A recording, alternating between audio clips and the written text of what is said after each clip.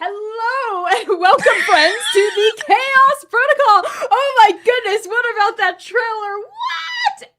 Oh my god. I am so freaking excited to see all of your digital non-existent faces in the chat of Translator RPG. Whether you're here for the first or 100th time, we are an all-transgender, people of color-led, dark fantasy actual play channel telling stories set in an original, non-colonial, anti-orientalist multiverse. This means we stand against genocide and ethnic cleansing and support all oppressed peoples of this world struggling against injustice, imperialism, and colonization. We must use our voices to build solidarity and fight for the worlds that we wish to see. So to that end, free Sudan, free DRC, free Palestine, free Venezuela, and fuck US imperialism. Specifically, as a channel created in Minneapolis, Minnesota, we stand in solidarity with our neighbors protesting right now in the streets. And we support the call to abolish ICE. Abolish ICE until there is nothing left of that fucking institution. Free all oppressed peoples of this world. Thank you. And thank you all so much for showing up to support our story. Now, let's get chaotic! If you are watching this right now, you are witnessing the live recordings of Arc 4 episodes 11 and 12. We are currently co-streaming on Twitch and YouTube at Transplanar RPG, and all VODs will be hosted on our YouTube channel for your viewing pleasure before being uploaded to Vimeo and the Internet Archive. But first, please allow me to introduce my fantabulous cast for the evening, starting with our very own valiant Love Wins Dorian. Hello everyone, I am Valiant Love Wins Dorian. I use him, his pronouns. You can find me all across the internet at Valiant Dorian or at also Spirit Bear. Please enjoy that lovely treasure I just set you on. Tonight, I have the distinct pleasure of playing your favorite son of doom, Sayer, who uses he, they pronouns. I'm gonna pass it on over to Dusty Cowboy over here. Hey, Dusty Cowboy, how you doing? Doing pretty good. Hi everyone, I'm Kai. I use he, they, and she pronouns, and I am back playing Mr. Zanin-ish, who uses he, him pronouns, and ooh, he's having a time. But a little bit better with the lovely company he keeps. Speaking of, how you doing over there, our singular chronologist from the past? Hello. It is your singular chronologist from the past. Thank you for that, Dusty Cowboy. I appreciate it. I am, and forever will be, Sam Star. Use she, they, and the occasional they pronouns. And tonight I have my favorite pleasure in the entire world of playing everyone's favorite chronologist, because let's be honest, how could you not? Lumira, who uses she, her pronouns. What's going on, boss?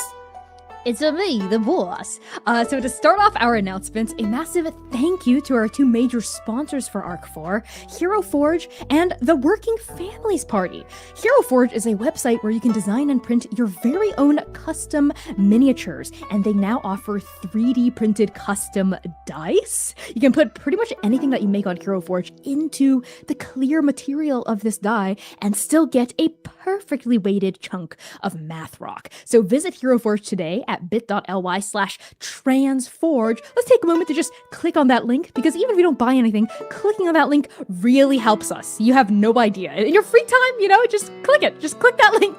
Always ABC, always be clicking. That's right. Speaking of things they should always be clicking on, the Working Families Party. They are a progressive third party in the US building a multiracial coalition of working class people to make our communities a better place to live in for everyone.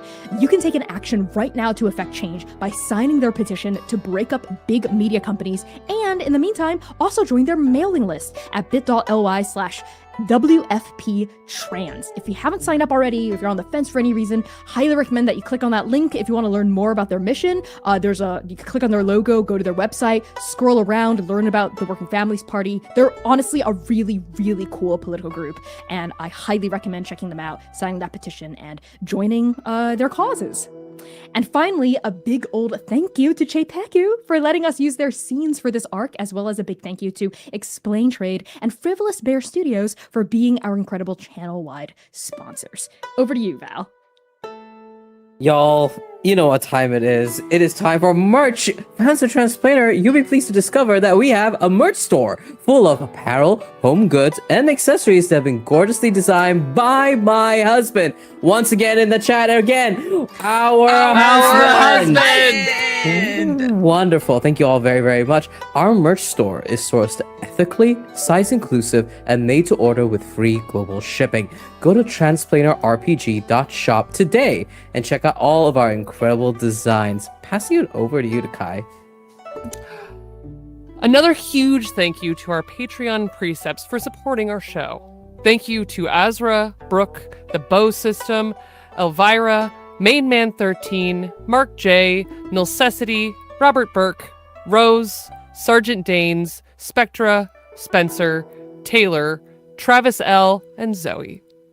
Join their illustrious ranks and help us smash our member milestones at patreon.com/transplanerrpg. Now, the moment you're all waiting for. Sam? Last time on the Chaos Protocol. Strike Team Nova reels in the face of monstrosity. Ying He tries to challenge Zynon, but is shut down by a conflict-averse Seir. Lumira returns to the present, and the rest of the team ventures into the dust storm to reunite under dire circumstances. With their backs against the wall, Nova is forced to work together to survive the howling dust. They brave the storm, but the shelter they find is entirely unfamiliar. And that's what you missed last time. Use !recap in chat to read our full written recap document. And off to Connie for some self-care tips. Self-care tips time! The Chaos Protocol is a dark fantasy actual play series that deals with content that may be triggering for some viewers.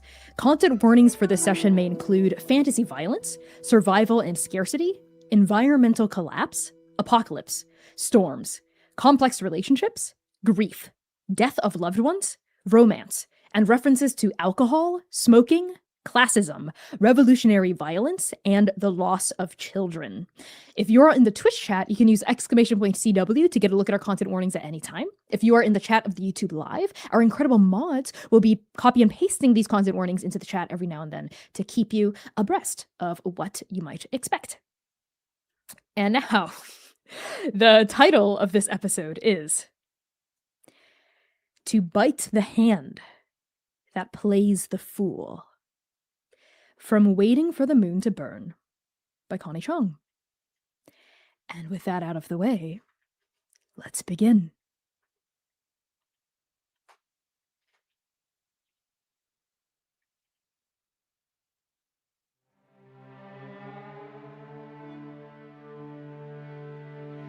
Against the gray sheet that is now the world, the three survivors travel. The woman huffs across the ice, the worn leather harness straining against her elm bark cloth. Her breath escapes in plumes of frigid white. Beside her, the spouse does the same.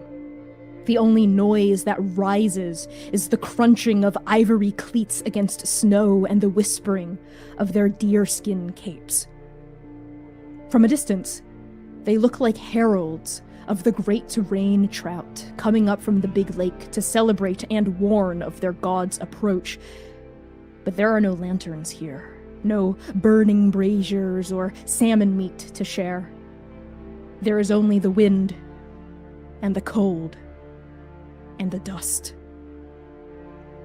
Upon the sled, the mother slowly opens her eyes. She was dreaming about what Suma Tai used to be, with its fertile fields of ice and diving snowbills and neon-banded Tarus singing their aurora songs deep into the dark. In the summer, the midnight suns burned for 100 days, bidding lichens to flower and mosses to bloom through jolly cracks in the permafrost. In the winter, the polar night wrapped the ice in a sweet and purple slumber. In the seasons between, the ancestral lights danced across the night sky. Now awake, the mother winces in pain. Her leg is still broken, the break is still tender. The sled worms are gone, long gone. The woman and her spouse huff and strain in their place, pulling the sled with all of their dwindling might. The mother swallows and feels the thirst inside her throat. The never-ending flakes fall against her face. They are not the bright and clean and nourishing snow. They are the dust, and it taints everything. It clogs the rails of the sled. It blinds the woman and her spouse. It dirties the snow and makes it dangerous to melt, to purify, to drink. They are almost out of blubber. Soon, the precious soapstone lamp inside the woven satchel will have nothing left to burn. The mother speaks. She tells the woman and her spouse that she is a burden, that they must leave her behind, that their chances of making it to a shuttle are better without her dragging them down. The woman refuses, as does the spouse. The mother asks again, and again her daughter refuses, and again so does her spouse. The mother can see the ending now so clearly in her mind. 3 wooden poles driven into the dusty snow. There would be no fear of crossing rivers before their bodies could be entombed, for there would be no rivers left to cross. The mother weeps from the pain in her leg and the pain in her heart.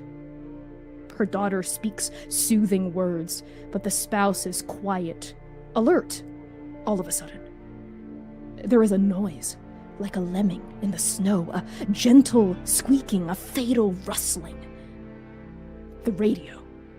The spouse grabs it, turns the dial, and a voice leaps through the dust. This is Broadcast Tower 19 in northern Hofu, transmitting at 1942 hours. If you are hearing this, then you are in the path of a dust storm headed your way. It's moving north in a straight line at 241 kilometers an hour and increasing fast. I repeat, if you are hearing this, then you are in the path of a deadly storm headed directly your way. You can go west, you can go east, but whatever you do, do not go north and do not go south.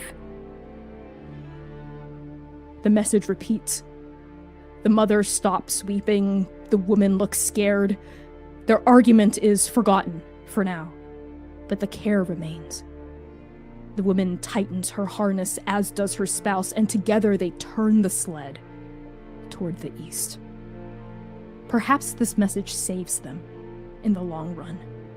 Perhaps it buys them the chance to find a doctor, a refuge, the shuttle.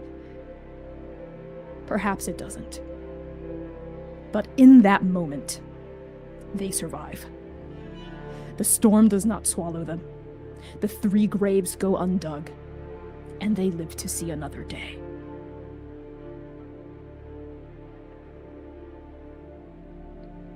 Strike Team Nova.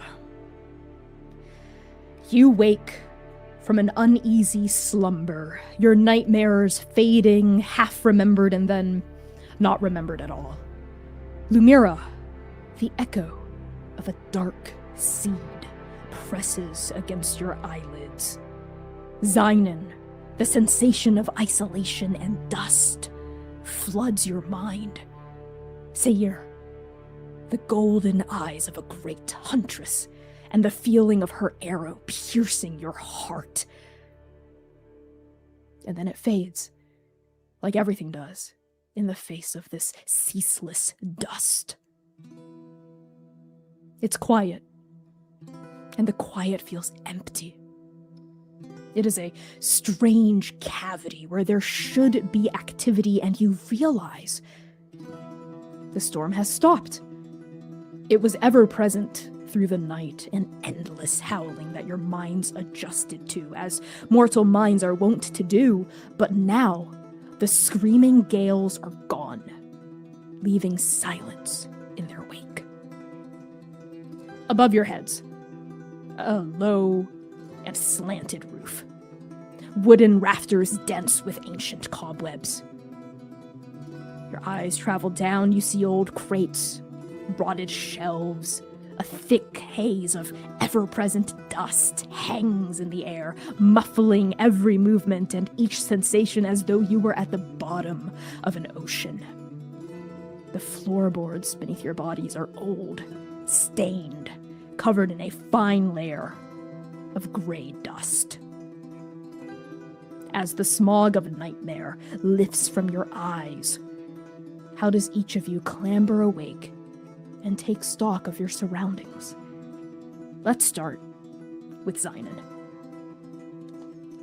Zynon, in his weariness, his hands still found the shawl that he wears, still caked in dust from shielding Nova with it. And he had pulled it partly over himself, almost like a blanket, tucked his hat safely beneath his arms. And when unconsciousness found him, he was not in an ideal position for someone who doesn't have the best back anymore. So when he wakes with a groan, a shake, and a shift before a deep groan. And he pulls the shawl off, shakes it a good 10, 15 times. The dust is not falling off enough, but it's as good as it's going to get right now. And he reaches for his hat, dusts that off too. Disgusting. And remembers who he is. The hope that still sticks to him from finding this place. And he takes stock of 1, 2, 3, the rest of Nova. We're all here. And that's enough for now. Your eyes fall on Lumira.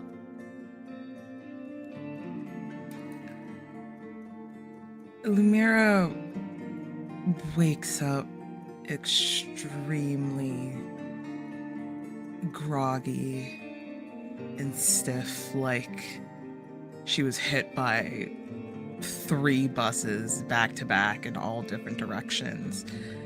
She's dreary and trying to make sense of where she's at. The last thing she remembers seeing was dust. So much dust. And she gets up feeling something extremely solid behind her, and doesn't realize until she glances over and she's still curled into Sayir. So she kind of tries her best to move herself out of his embrace, and she feels this tickle in the back of her throat. So she tries to swallow, and her throat's so dry. She can't really get anything to lubricate it. So she clears her throat, and it only makes it worse. So she clears her throat again and again before it turns into a coughing fit as she's trying to expel whatever it is that's in her throat and her chest up but she can't seem to get it clear.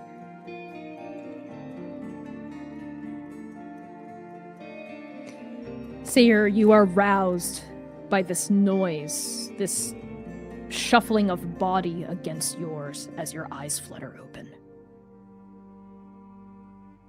As Seer's eyes begin to flutter open, there's the instinctual whatever he was holding on to, whoever he was holding on to.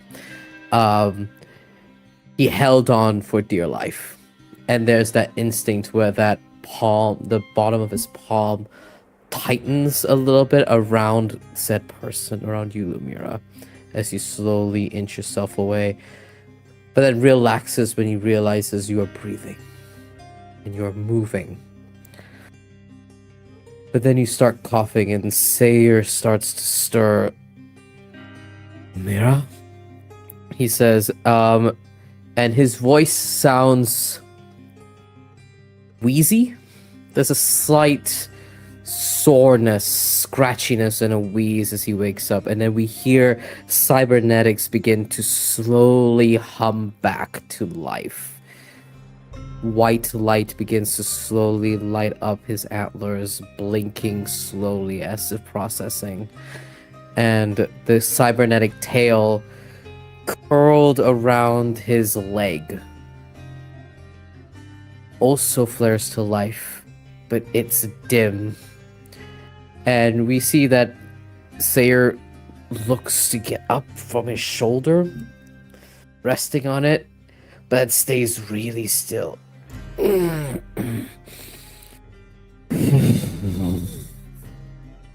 He sits there for a few heartbeats. Sayer doesn't move as quickly as everyone else at this moment. He just sits there for a second, gathering a little bit more courage, a little bit more grit, so that he can push past some more of the pain. Before his eyes finally open, and he takes in the environment, sees Lumira. There's a hand hovering just right by her as he hears the coughs begin to increase in frequency, go deeper within your chest, and he looks at you with concern. Also does his own count of Nova before very tentatively, shakily leaning on one foot so that he could get up very slowly. Nova, as all of you start to stir, in particular Lumira, as you start to cough more, you feel a weight against your legs, and you realize that Yinghua had fallen asleep in your lap, their hair unspooled across your knees and shins. They're the last to rise of the four of you, silver eyes slowly blinking open. They blearily reach for their Weimao, their hat with the veil that's been put somewhere off to the side, discarded in the haphazard rush toward barricading this area and then falling asleep. And in a echo of Zainan's movements, they pick it up and they shake off some of the dust that had accumulated overnight from the brim. And they right themselves as well, coughing a little. And as all of you come to your senses, you can see the smallest glimmers of objects, things tucked away in the corners of some of these crates, some shapes, very small shapes at the backs of the shadows of some shelves, but other than that, it looks completely barren and empty.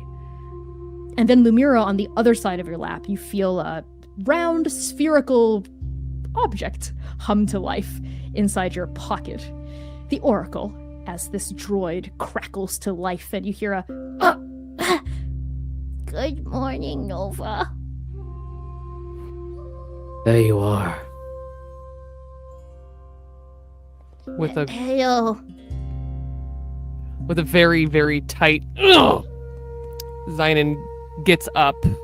He doesn't limp so much as he just kind of steps very gingerly towards everyone else. Morning. And in his hand, as he reaches down to Lumira, he holds the last of the water from the crash. You should drink this.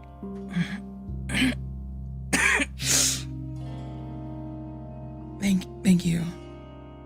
And when she replies, her voice sounds gravelly, rough, like sandpaper. Every she- cough.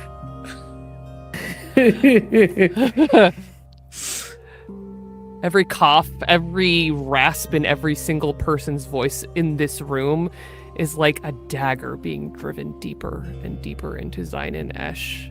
And he just closes his eyes, takes a nice slow breath, and there's a little bit of rasp to it.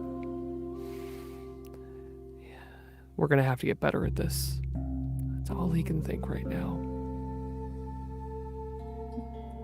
As you, Lumira, take sips of the last of the water that we have from the canteen that Zynon gives you, Sayer rights himself up to almost a crouch. And as he does, kind of like looks to you as he's sipping, he says, "How long were you in there for?"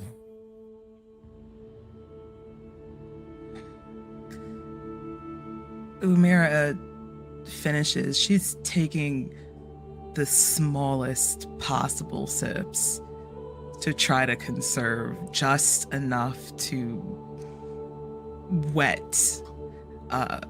her dry throat before she passes it to Yinghe, the canteen that is, because she heard him cough too.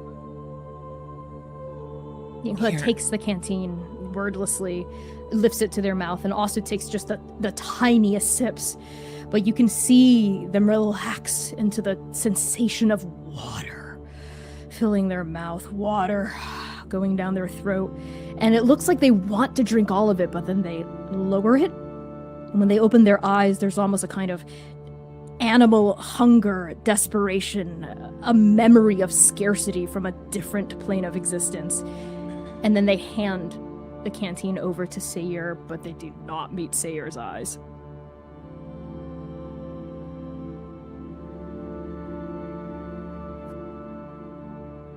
Sayer clocks that, having looked directly at them, to look into their eyes, to see how they are, to see how they hold themselves with their broken arm as we stumbled into here ungracefully, concern glimmering onto the surface of his eyes, worried that he might have made it worse.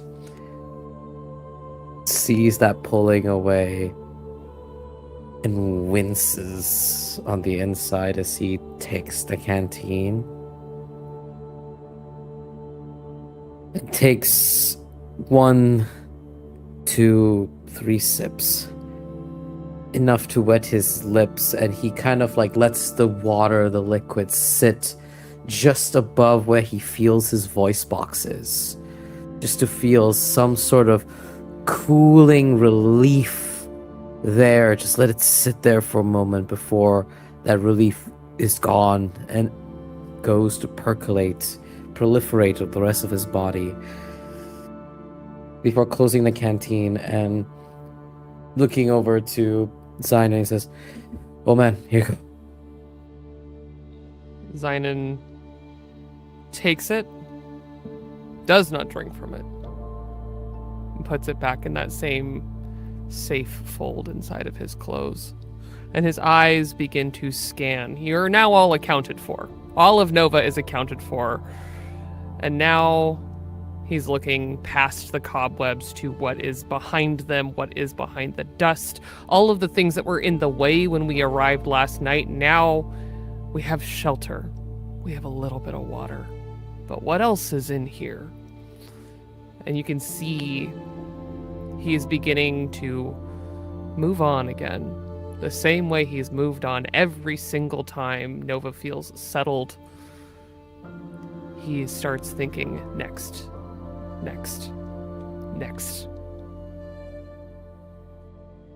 When Mira peeps that look between Sayer and Yinghe, and her eyebrow quirks, but her eyes are watching back and forth like a tennis match.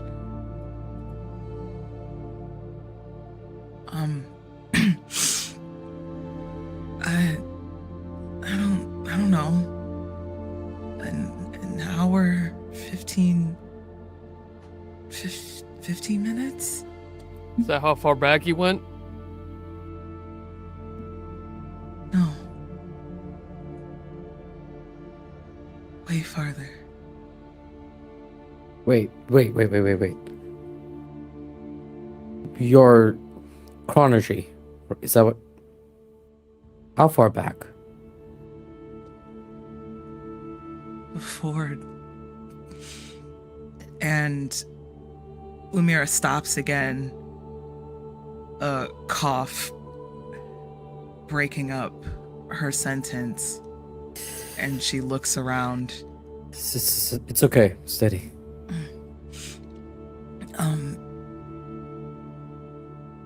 And she gestures her hand around. Before all of this. And that same blossom of hope, verdant and beautiful, blooms all over again deep inside of Zain Esh as he stops looking.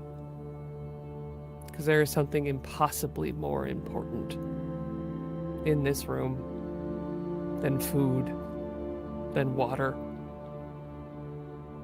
And he looks at Lumira.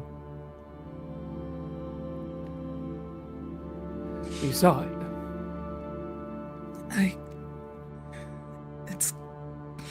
It's kind of fuzzy, like, you know, like when you have a dream and then you wake up, but you can remember bits and pieces of it, but not all of it. Just kind of like that. But you were gone from here, and you were there. It wasn't just a dream, it was real.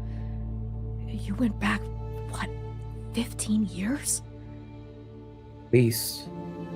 That's what the... And she stops herself. Yeah. Maybe. Sayer squints. The second you hesitate, the second your breath hitches, Sayer squints. And you feel him scanning you from toe to head to toe, looking for the cost. Because I remember the cost. When you made the impossible possible. When you brought Sayer back to life, he remembers that sensation of the rebar, the cost of drawing from his own pool as Omen Speaker. But that was moments. You're talking years. Over a decade? And Sayer's just looking for any sense of the cost on your body, on your frame, anything that can inform him, as where in Zain's mind blossoms hope, what blossoms in Sayer's mind is fear. You went somewhere he can't follow. What the hell is he supposed to do the next time you do this? Sayer, you see no immediate signs of decay or change or aging on Lumira. She doesn't look older, she doesn't look younger, no parts of her have withered. But something's off. There's a piece of this you're missing, maybe multiple pieces. This can't have happened without a cost. You, of all people, know this. Know that there are consequences to power wielded in any direction. Whatever direction this consequence went was not inward at Lumira. But it definitely went somewhere. You see Sayer's eyes, his pupils are saucers as the realization sinks in. Without enough information, all he can do is creep a little closer. Lest you disappear again, lest you vault somewhere he cannot go. Zynan's eyes. Zynan is locked on. Yes, there is beauty in the bloom, but he's not looking across Lumira for cost. How? I don't. And Lumira closes her eyes, pinching the bridge of her nose between her index finger and her thumb, and she sits there. Before she startles awake again. Just that quickly, she forgot she does not like to close her eyes. That seed sits burned behind her eyelids, like when you stare at the sun too long. I don't know. It's... I'm still learning. That's okay. That's okay. That's okay. It's okay.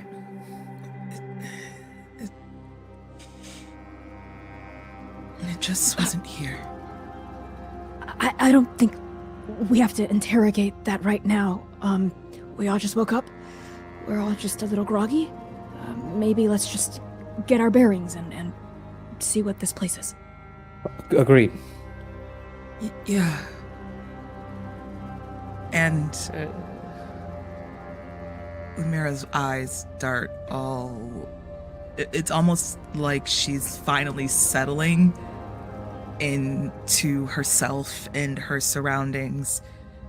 And you see her eyes darting everywhere, as if she's finally just now realizing that they are someplace else. And she starts taking inventory of Nova, scanning over them from head to toe. Lumira, as you take inventory of your strike team, you notice Yinghua, who has pulled himself to their full height now, stride past Zynan, also not looking at him. Not shoulder check him, but just right past him, almost like he doesn't exist. And they just start looking through shelves, opening up old crates, rifling through the shadows. Lumira follows, gingerly getting herself up. She's very slow moving, very stiff. Hey, and she just gestures with her head over to the side.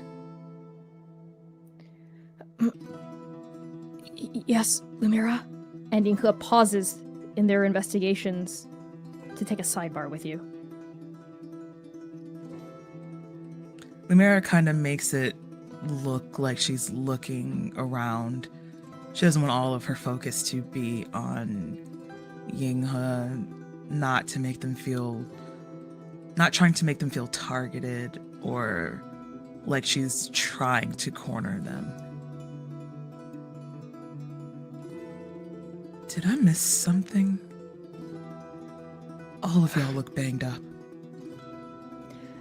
Yeah, there was a fight. There was an animal. Where we were staying in the cove, it was actually its den. It came in and we fought it, and Zynan... They pause. The words hitch in their mouth.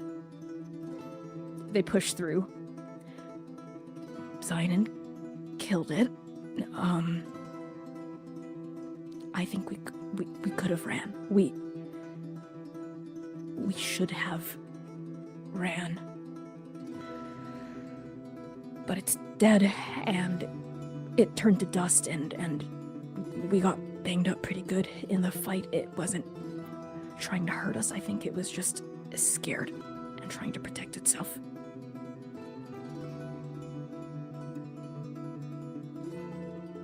So...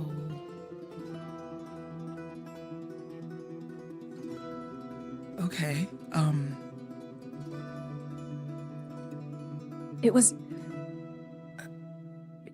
was bad, Lumira. I don't know how to explain it. I've never... And they lean in closely so only you can hear this. I've never really seen Sinan look like that before, and I didn't like it. I'm not scared of him or anything like that. I just... I don't know.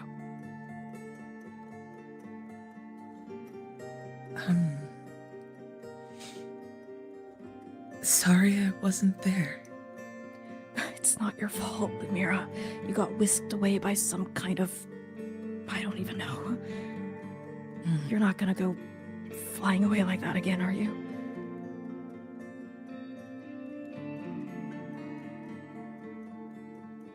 I'm sorry, is all she says, and turns back in the direction of Nova. Sinan did not move his eyes when Yinke passed. He did not move his eyes when Lumira followed them. He stood in that moment, crooked, tired, and more than a little broken. But he's rolling around every word Lumira just said until finally he hears them talking. They're not talking about this, and he reminds himself that there are things they need. And he looks past where they were all huddled and starts to look at what's in the room. The things that we pushed Okay. aside. Yeah, so Zion, make me a survival check to Right. investigate this attic space. I do have my scavenger ability. Okay. Yeah, that lets you harvest twice as many resources as normal, Yes. right? Okay. Yes. I would say you don't have situational advantage. You're not getting assistance unless Sayir is also spending time, dedicated time to help you right now. Not in this instance, no. He still needs Okay. to get up. Okay. Yep, that makes sense. And you're not harnessing a relevant tool or power in this moment, I assume. No, he's just looking. Yep, that's just 1d20. I just miss it. So you fail? You know what, though? That makes sense. That makes sense, though. Yeah. I fully fail, even though I have pretty good survival. Okay. Yeah, I think he's stuck. We've seen him loop on memory. This isn't memory. This is him playing back every conversation he has ever had with Lumira about chronology, about time travel, everything he knows about why the Syndicate did not allow it, which is very little. But he remembers the look on Kenzo's face when he thought it was chronology. He's stuck there. Sinan, you are stuck and distracted. There's a lot of dust in here. It's very dark. There's very little light coming through the one window that you all boarded up. So you're stumbling around trying to reach your fingers into crevices, but there are likely nooks and crannies that you just glaze over and don't notice. So you yield nothing, and you're fine. As far as you are aware, this is an empty, barren attic. What about you, Sayer?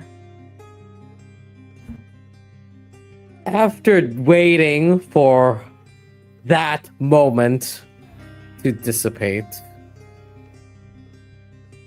Sayer's just kind of like sitting in between 3 different decisions that he has made in the past day or so. And they replay the cavern with Zion, and they replay the dust storm, they replay this moment here.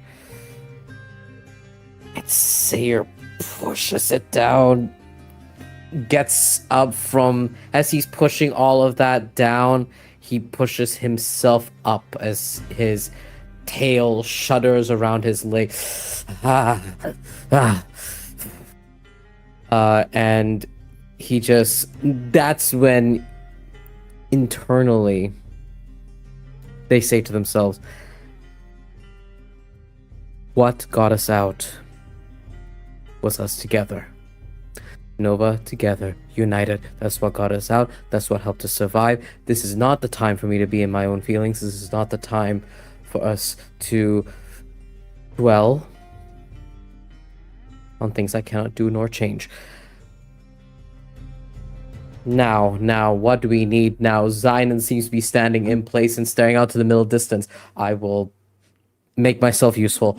And Sayer kind of like limps over and sees that there's a bundle of stuff scattered about this place. And he says, I'll go and shift that for you, Zion, then you can take a look at it with a finer eye. Let me just shift some things. Yeah, no, don't worry about it. Right, okay. He doesn't worry about it. Okay, Sayer. You are actually using muscle in this moment to move things around, to uncover hidden spots. So I'm going to say that's a grit roll, actually. You don't have situational advantage. I definitely don't. Nope. And I'm assuming you're not using a tool or power in this moment. So 1d20. Yeah. 1d20. See how this goes. This is a Slayer die. Oh, that's a success. It's a 3. Let's go. 1 success. Okay, yeah, that is sufficient. With Sayer's help, moving the larger old crates around, Nova, you're able to find canned rations. In one corner, it had kind of rolled out of a hole in an old crate, next to some shadows, and you see a small thing of canned mackerel. And next to it, you also see an even tinier tin of clams. And finally, a little glass jar of pickled radish. There are other rations next to it that have been wrapped, but they've been chewed through long ago by some sort of animal, and there's nothing left. Hey, Zai, take a look. Found something. Oh, look at that. Oh, good find. Yeah. I was starting to worry this place was completely ransacked. No, there's probably still stuff hidden around some of the cloth or broken pieces of timber. I'll keep scuffling about. And he looks at that leg. Keep that weight off, yeah? I'll move these. It's fine. And he says it's fine. It looks like it has been plastered over with mud.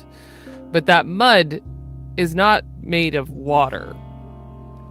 It is blood and dust caked onto his leg. Almost camouflaging how much blood it took to get there. But he reaches out with a hand and just kind of grabs Seer by the shoulder. It's alright. You found something? And Some food. Oh.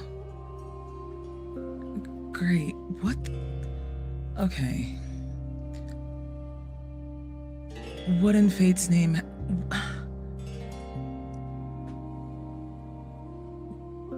Why does your leg look like that? And your tail is in 3 different places at angles.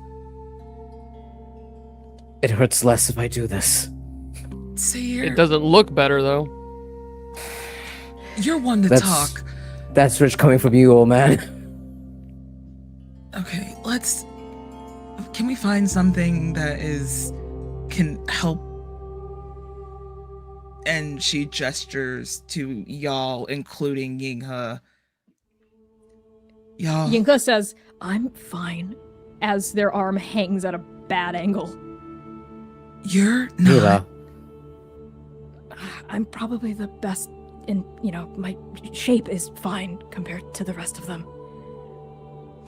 Zynon lost a lot of blood. You should focus on Zynon. I'm I was fine. hoping I'm that walking wasn't around. blood. For now. Lumira will start looking for more provisions, more specifically in medical rations, gauze. Yes. So, Sayir, your role yielded you 1 provision, and sadly we don't get to use Zynon's feature because it was not Zynon who made the roll. So your provisions, Whoops. Nova, go up from 2 to 3. I'm gonna make a note of that. Yippee! Lumira, you can also search around if you would like. That is a survival check. Okay. Just 1d20. Yeah, I think makes sense here. I see that. Indeed, correct. Just 1d20. Ooh, just under great. That's us 1 success. A 9. Okay. So you, by shuffling around and all 4 of you together completely ransack this attic. Like, you search it from head to toe, left to right. There's no part of this that's uncovered after this. And together you pull any additional finds in the center of the room. You find a single box of matchsticks. Inside the box, there are 6 matchsticks left. And that's it. I'll say that's another 1 for provisions. So that goes up from 3 to 4.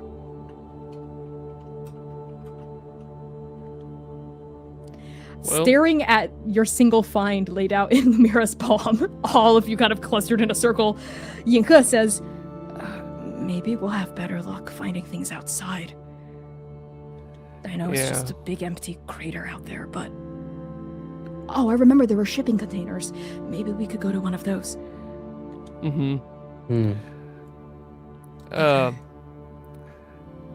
Say your balance seems a little off. Why don't we stumble out into the dust? You can stay here with Lumira and get your tail checked out. Sayer looks at that idea, knowing the dynamics at play, watching the both of y'all. There's a hilarious moment here where the exact same facial expression that Lumira had, bouncing her pupils between different people in the dynamic. Sayer does the exact same expression, watching Yinghe and Zynon as Zynon makes his proposal, and he goes, you all right with that, Yinghe? Sure. Yeah, let's do that.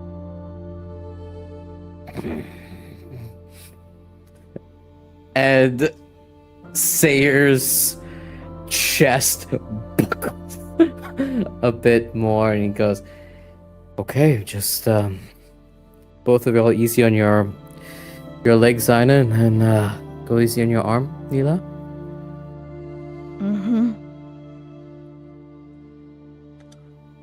Right. We'll be back. Okay. And there's a willfulness in Zynon's ignorance of that tension in particular. It isn't just because he's not willing to see Yinghe's frustration. It's more that he's not ready to sit in a room and have Lumira to ask more questions of yet. And there is clear desire to sit and talk to her endlessly. He keeps looking at her. But he knows when to stop asking questions. And once he starts asking her questions, he might never stop. And we do need supplies. Okay. So, Zynon, in your searching of the attic, in addition to the boarded up window, you have found another point of egress. There is a kind of square-shaped door in the floor, essentially, and a folding ladder on this side of the attic. So you could try to pry open the boards and go out the window, or you can try to open up the ladder. I think he's inclined to go down the ladder. Okay. The outside seems a little dusty.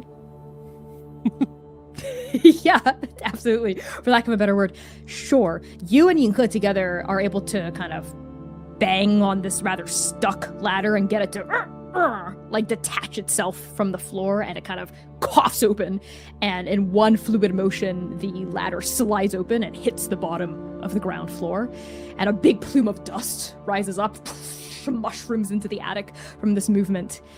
And then Yinghe says rather rigidly, "I'll go first because your leg is injured." And they step down and, using their non-injured arms, slowly lower themselves down the ladder one by one by one, and they land. And Zayden, you're able to follow them close behind. Not as fast as he should, but yes.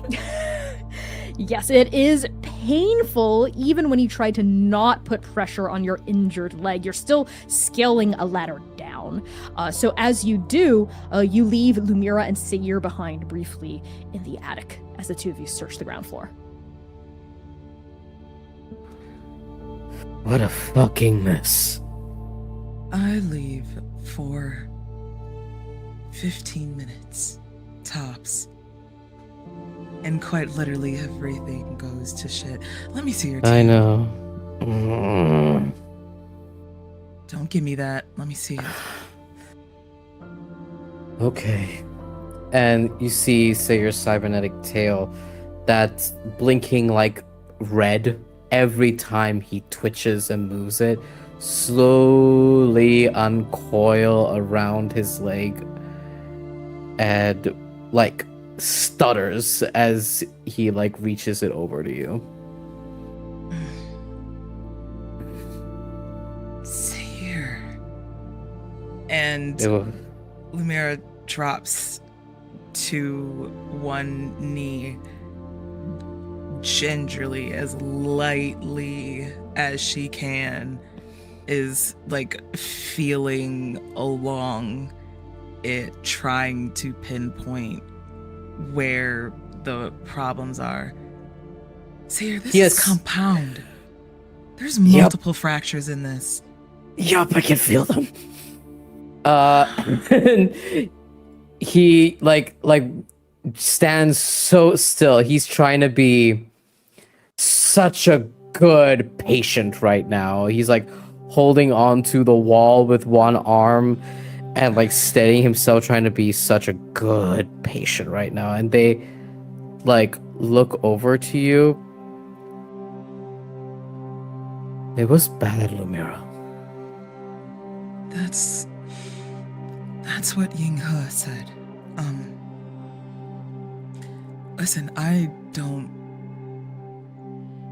need to know all the gory details, okay? We have bigger things at hand right now than Sinan and his pent-up whatever and that weird energy between you and Yinghe. Okay. I don't blame them for that. It was that bad, huh?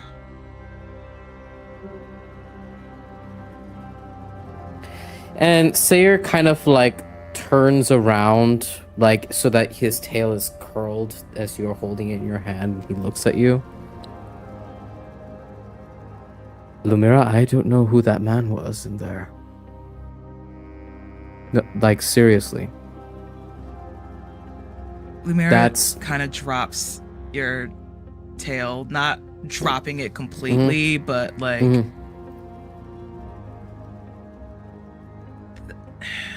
Every protocol, every training, just like that. listen, I wasn't there, so I can only take your word for it. I'm not going to excuse whatever it Oh. is that Sinan did, but maybe he's just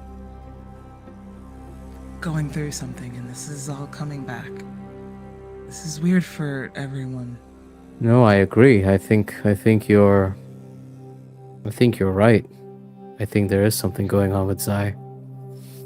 And I think it is it's affecting him, and I think being back in Kiseki is impacting him on a deeper level than he is letting on. I agree with you. And Lumira takes her shawl off Mm. during this. Go ahead. And as you're like kind of like beginning the like diagnosis and like wrapping up of Sayer's like tale, he kind of like his eyes kind of like flutter to the provisions we had found, and Sayer just kind of goes, "He just shot first. There was no. It didn't attack you first? No. It relied on hearing to move around, and I think it heard us and meandered over. And Sayer and Zynon just right in the face. And he started and he ended it, simply put. And the way that you've not really seen Sayer like this, I think. You've known him many years. You both have been trained by Artemis, for fuck's sake. Like fear of violence is not in your vocabulary, both of you, right? It's not fear of the violence that Sayer's necessarily sitting with. It is disbelief. And I think there's like a feeling you get from Sayer where it feels like everything is spilling out of his control. Like you could see it. You can see the way he like holds his hands. You see the way that his tail twitches, the way his antlers are blinking yellow each time as he's recounting this. And you know what? I'm not even going to say it. Because I'm afraid if I say it, it's gonna fucking come true. So I'm just not going to say it. So we don't. Zynon, on the ground floor of the shack, you and Yinghe land in waist-deep dust, tilted at an angle, almost as though this building were perched on some sort of slope or something like that. And you see what looks to be a supply shed once upon a time. There are bare shelves, cabinet doors just hanging wide open, completely empty. You see drawers pulled out of their sockets, some of them just on the floor next to you. And looks a lot more ransacked here than the attic was. Presumably, the fact that the attic was difficult to access shielded it from desperate survivors. And Yinghe kind of wades through very quickly, headed toward the front door that is sealed shut with a big tide of dust slammed up against it. They do not seem very interested in talking to you. Do you try to talk to them regardless? I think after a moment of what is almost unbearable silence, for Zynon, he can bear it. He can be ignored. He can just do his job. But he can feel this silence. It has a shape. It sounds like Ta yelling in the cave. It sounds like the cries of the cave skipper. And he can't make it stop. And so, yes, he does finally, as he is wading through, just start talking. How do you move so fast through this? Ugh, fuck. Well, I don't have a hole in my leg, for one. Sure, but you're gonna need me when you get up there. I hope I will. The you that I know, anyway. What's that supposed to mean? Yinghe shrugs without further comment, and they start fiddling at the doorknob of the front door, trying to open it against the dust. Seems to be stuck on something. Zynon stops slogging. He's in enough pain that the words just kind of cut him down to the quick for a moment.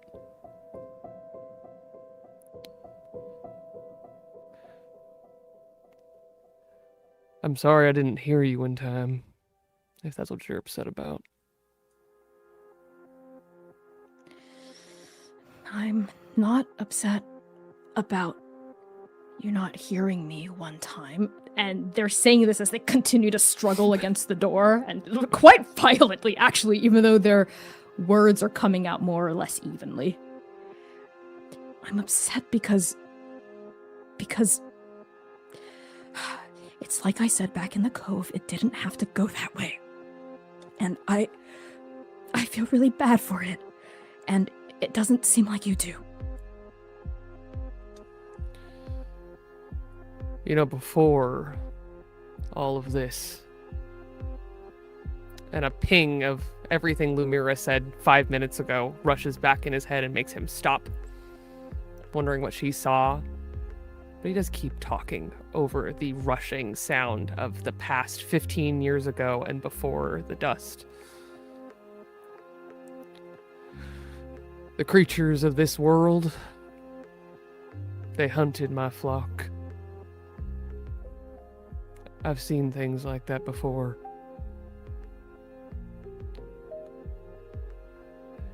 I know it might not feel that way, but I just thought I was protecting you all. But it wasn't hunting us. And you have such sharp eyes, Zynon. I refuse to believe that you didn't see that.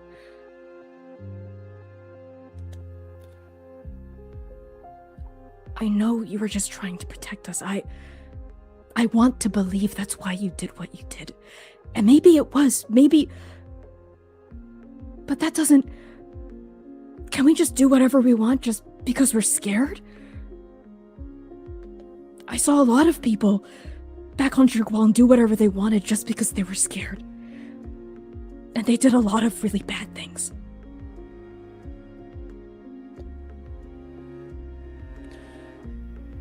You know, I don't think you're a monster. Even if they did. And Yinkla finally turns around to look at you, those silver eyes almost glowing in the dark. Oh, but Zynon, I am. And with one final shove, the door gives, and bright light floods in, blowing your pupils small. Both of you have to kind of cover your eyes reflexively for a second.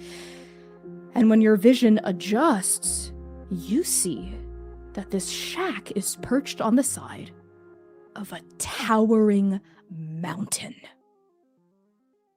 Outside, the ground is parched and dry with dangerous uneven footing that seems like it would crumble at the slightest disturbance. You see trees, long dead, hollow corpses of trees rising up from this rocky, uneven, mountainous terrain, and a stone's throw away, beyond the aperture of this open door, you see the enormous dark legs of a radio tower. It looms proudly like a wrought iron obelisk, rivaling even the tallest of Inferno's skyscrapers. A central pillar of carefully stacked stone punches up into the sky, stretching toward the fading light of the twin suns. Every 70 feet or so, a circular landing snakes around the pillar with rich walls of dark timber and support struts carved from iron. There are 3 landings total, 3 covered rooms, with the third at the very top of the radio tower. A single antenna extends from its roof, protruding for another 50, 70, 100 feet into the air easy. And this antenna is topped by a blinking, familiar red light that you can see even from here at the threshold of this shack, through the shaking branches of desiccated trees and the thick, ever-present cloud of dust. Yinghe stares in open awe. And then they raise their voice so Lumira and Sair can hear, and they say, you better come out and look at this. I don't think we're by the cove anymore. Zynon is in a dream. He is in a test from the city Very of heaven. fun for me, Valiant Dorian. I He's far think away. in this. Oh, 1 second. Val, I think, can you hear Kai? Can you hear Kai? Oh, Oh, Kai, can you speak, like, say, yeah, Kai. Hi, Kai hello, was- I'm speaking. oh, there you are. Yeah, there, okay. That's so funny. That was That was really strange. You're like Valley. I heard Huh, nothing what a from strange you. And I was like, segment. I was like, Huh? Oh my god, I was like, Right. okay, Val, just being like, it's my turn. Funny. So funny. I'm so sorry. That's okay. Let's go to Zynon first, and then we can bounce to Zaire. Yeah. Zynon is far away. He is in a dream. He is in his trial in the city of heaven for the River Gourd. He is surrounded by desiccated trees, walking at a steady pace. No. They're supposed to be in Hanae Bay, and this is nothing like that. But he is also at home in the Lodestar, willing a radio tower to blink, to respond. So he is in all of these places and standing here with the monster of Zheguang in the door as his eyes adjust again, trying to find reality as he is in this crooked room in a place that doesn't seem right. He limps forward, just trying to make sense of any of it, and the blood loss is starting to make his head swim.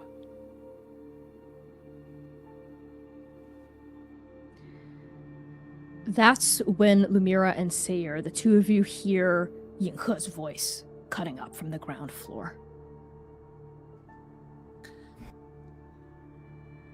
okay. I'm gonna have to do this really quick. And you're not Wait. gonna be happy about it. Do what you need to do. Here, Hey, and Griff, she so- gives you her shawl, but is like stuffing it in your mouth. Bite on this. Okay. On 3, okay? Mm. 1, and she sets it.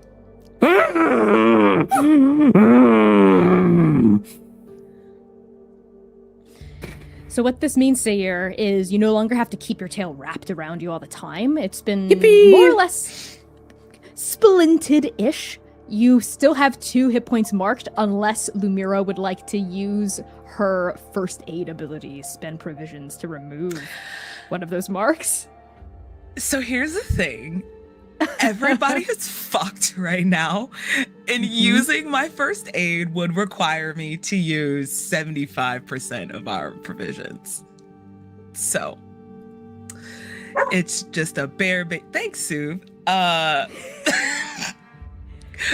Based on that, I am just going to set it. I'm gonna find a wood plank or a very stiff stick to do like a makeshift splint. And it's not gonna be fun, but Sayer, you now have like a little like wooden stick that your tail is tied to for the time being. Absolutely. Like, don't use any provisions. Sayer's happy with this. And I think he like removes, like with shuttered hands, the shawl from his mouth, like dusts it off and tries to like dry it off with his own shirt from biting into it. And then like folds it and hands it back to you. And he says, "That was not on 3. But thank you." I found it better that if you catch people off guard, they're not as tense. No, you're right. And she does not really care much about the fact that there's a good section of this shawl that is still damp. Torn. Just Damp torn. yeah, He's just kind of puts it right, just shovels it right back over the top of her. Come on. The mirror. And she reaches her hand out. He takes your hand. And his thumb kind of like gently taps over your knuckles.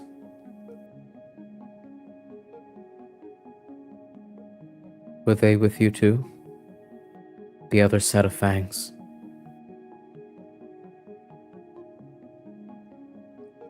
Lumira's eyes go so wide. Because she wasn't aware that you could feel them too.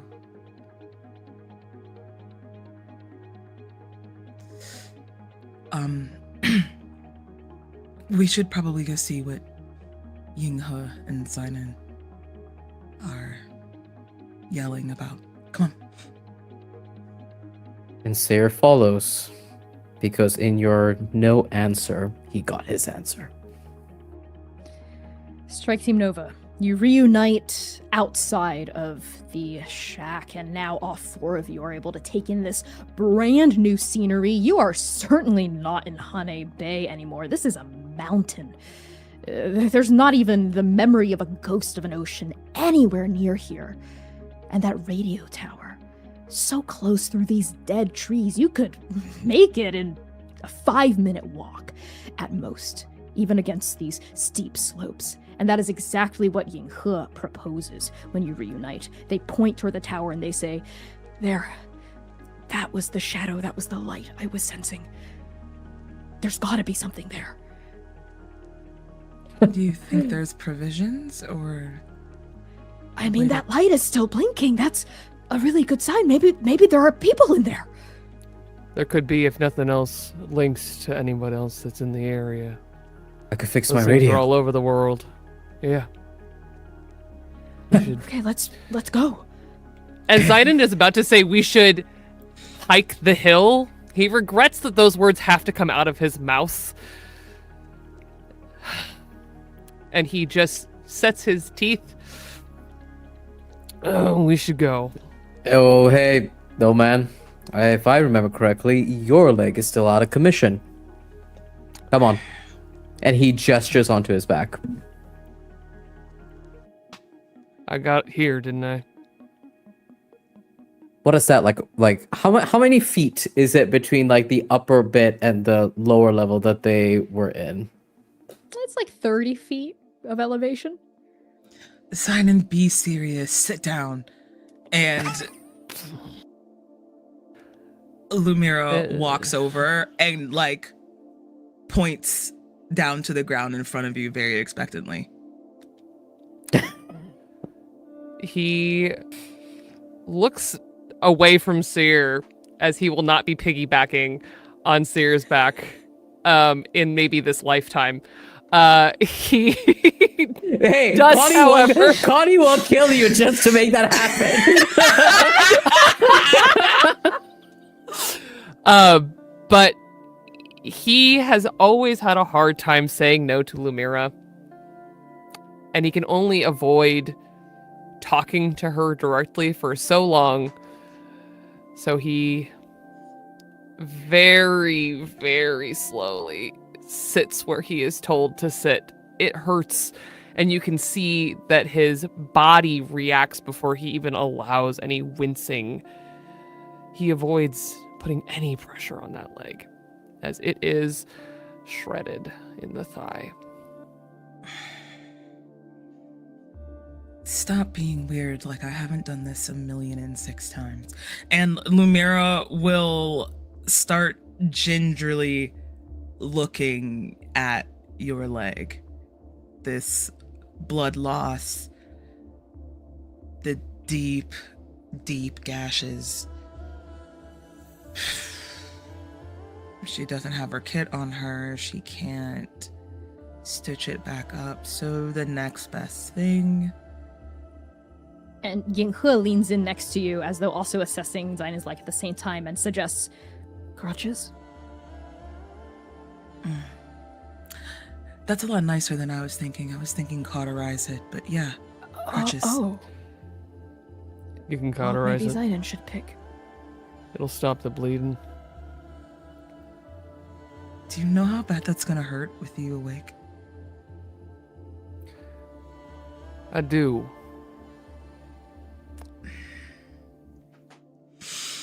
All right. And Lumira will pull out the matchbox. Seer, do you still have? I got patience with me. That's a lovely little metallic thing you could use to cauterize this wound. Thank you so much. Lumira will reach out for it. You didn't even like have your hand out. The leather hilt is already in your hand. Thank you. Mm-hmm. And she will gather, brush, dry whatever that is on the ground all together, strike the match and light it so the flame is a bit bigger. It goes up instantly. This place is so arid and dry that flame catches fast, and you see instantly that it could spread very quickly unless you contain it. Flash back to the rich Krezerin of the Wild Sea, the only other place where fire ignited so quickly. I think as the flames get bigger in front of her eyes, it's just a flick of the wrist. And it's trapped within the liminal. Just that quickly. So second nature. It's like breathing, almost as if she was dusting, like fanning away like a bug that was trying to get in her face. Just that simple. And you see her kind of flinch a little bit as she takes patience and has to push it through the liminal barrier to get in towards the fire to kind of cauterize it. Like she feels the piercing of patience through the liminal itself. And once it is hot and ready, I'm sorry, I had to, my brain, I couldn't put Yeah, okay, when patience is hot and ready. Yep. Once it's ready, she kind of like waves it off a little bit so it's not skin singeing hot, but just enough. Takes off her shawl again, stuffs it in your face direction. Before you get to that point and you go to cool off Patience just a little, you see that Zynon has been watching every deft movement of someone who didn't even know how to manage this ability.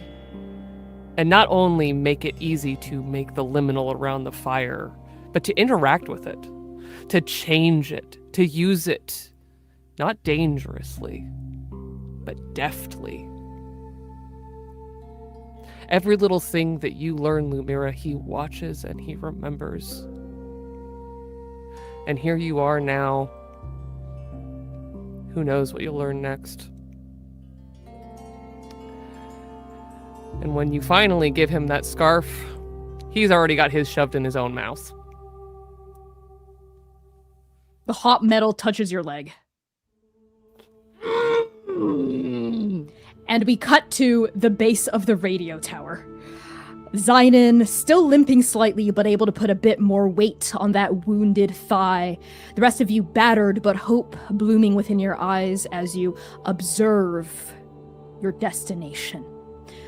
You see a old rusted ladder, almost like a fire escape ladder, that travels all the way down and is only a couple of feet up off of the ground. Would take just a small little hop to get up onto.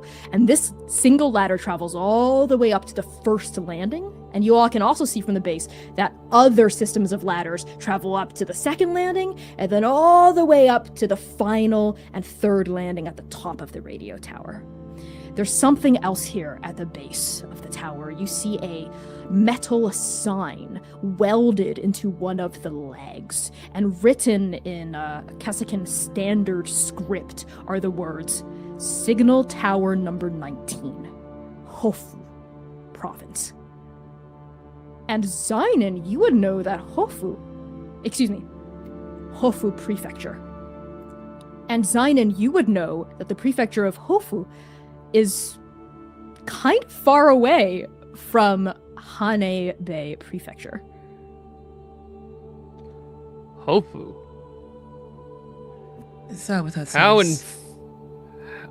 Yeah, how in fate's name did we get all the way here? This is nowhere near the bay. There's something else, Zynon, carved kind of at the bottom of this sign within the bronze plating, 2 scrappy words that read, "Still here." This carving is so old that the indentations have been rusted over. His thumb runs over it. And he can almost hear his own messages being sent to nothing, to a signal tower that's far away from here. But that feeling, he's almost never identified with anything more in his entire life than 2 simple words carved into this tower.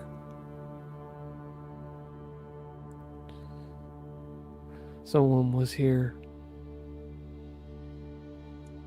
Maybe they're still here. Yeah. Okay. It's a little bit ahead of us, right? This ladder, the first one. Yes, you have to jump a little to get to it. I have a grappling hook attached to my climbing gear.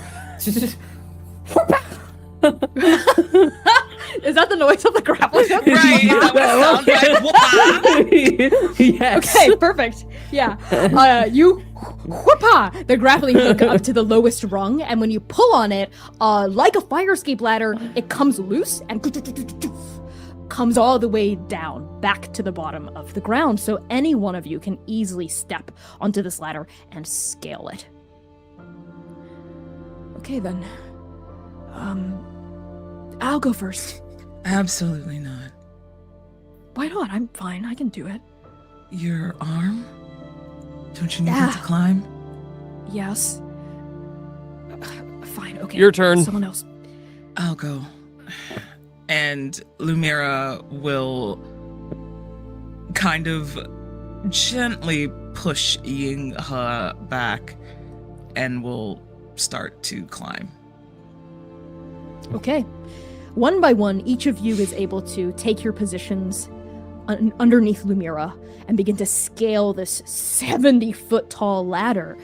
And the rungs are rusted over. They feel creaky, they feel old, but miraculously none of them break and none of them feel loose underneath each of your weight. There's a kind of creaking, swaying sensation as wind and dust blows in as you ascend higher and higher and higher up into the air. And as you do, you notice other structures welded onto the support legs of this radio tower. You see solar panels. Zynon, you would recognize these as standard issue installments. There once were solar panels everywhere, all over the planet, so this is very standard, bolted to these struts. And you also see satellite dishes as you start to ascend and reach that first landing. These huge, big, curved, crescent-shaped devices with a little antenna poking out from the middle of them. There's no way of telling at all if any of these panels or dishes are still functional, but you do see a ton of cables and wires running up, all the way up to the top of the tower.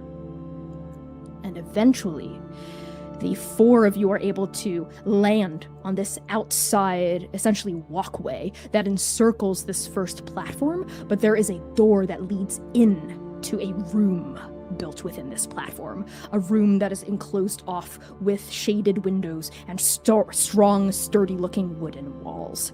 Lumira, as the first to land on this platform, you see the door right in front of your face. It seems to be a sliding door of sorts with a little depression where you can hook your fingers into.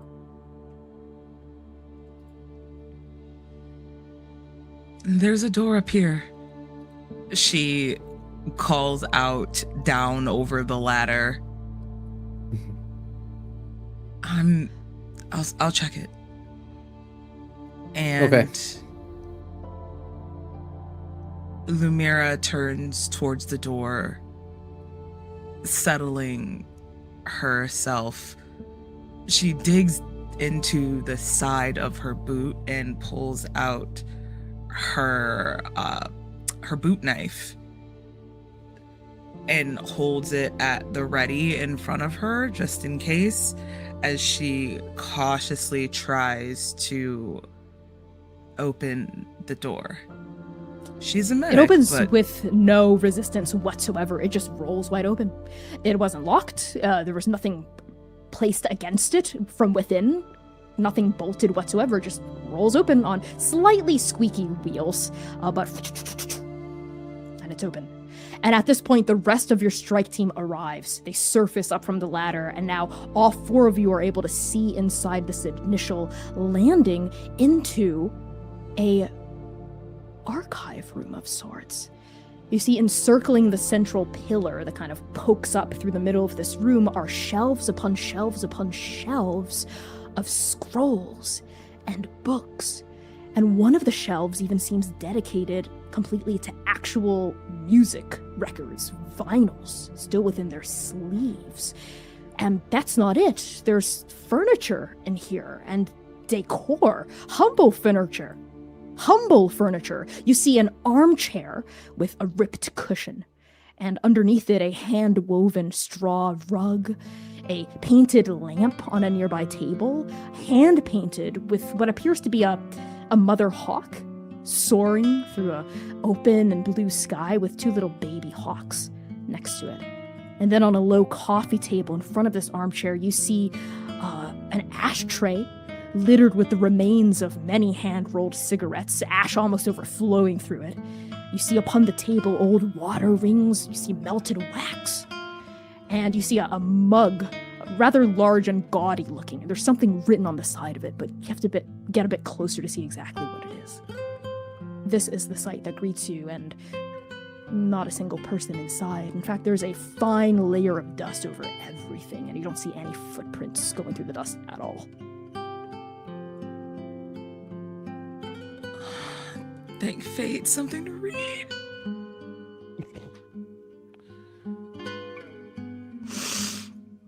Wow. And Yinghe immediately goes in, stirring up the dust, their eyes bright. They look excited again. They look upbeat again, just like they were back on the Kestrel, even back when the Kestrel had crash landed. And they go straight for the records. The vinyl ones. Of course they do.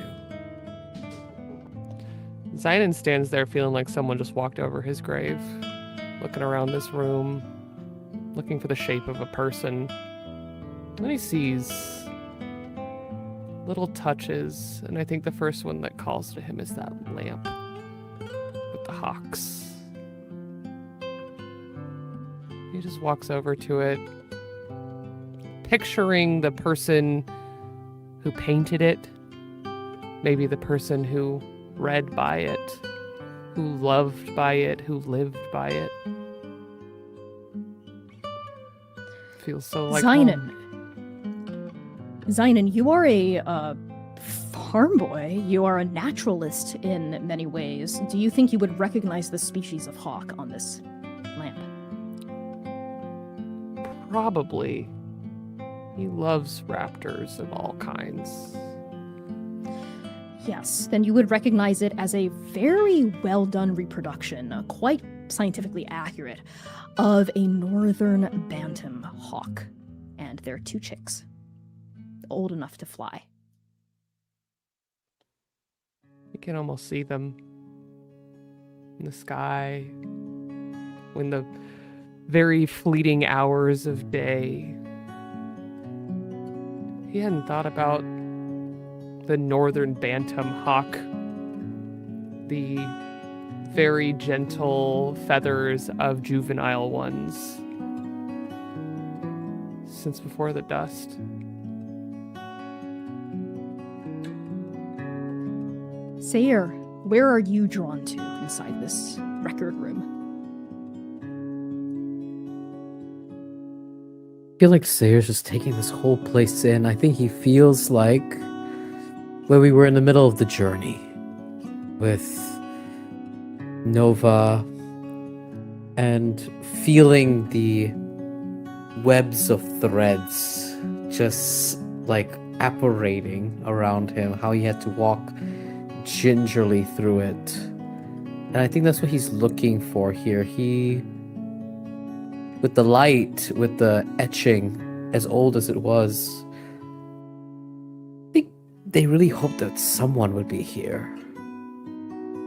Even if it was like a body or anything. I think he just wanted to see another person here to find the truth, the ending of it all. Maybe he's still stuck in that moment in the cave, witnessing the end of that skipper. And I think Sarah just kind of like walks after Zynon. He like spent a moment watching Zynon take in this room to see if the one he looks to always had an inkling, an idea of what this all would mean. A direction forward. I think that's what Sarah's looking for. He's just looking, okay, if they weren't here and this place is caked in dust, where did they go? Where are the remnants of truths, other than the ones that his companions have jumped to? Sarah's kind of like, with a lens of nostalgia and sentimentality, is just kind of like sifting through what remains. Sayer, you find so many remnants of someone who lives here, but the dust that has settled in this room is quite thick. As you approach where Zynon is, observing this lamp, which is by the coffee table, you are able to see more personal effects upon this table in greater clarity. You see that rather gaudy-looking mug is quite large, slightly misshapen, definitely handmade. Someone maybe made in a pottery class or in their own kiln or something like that. And there are printed letters across the front of this mug that read, Fuyumi's finest operator. And there's a big crack that runs through the front, but it's been patched over.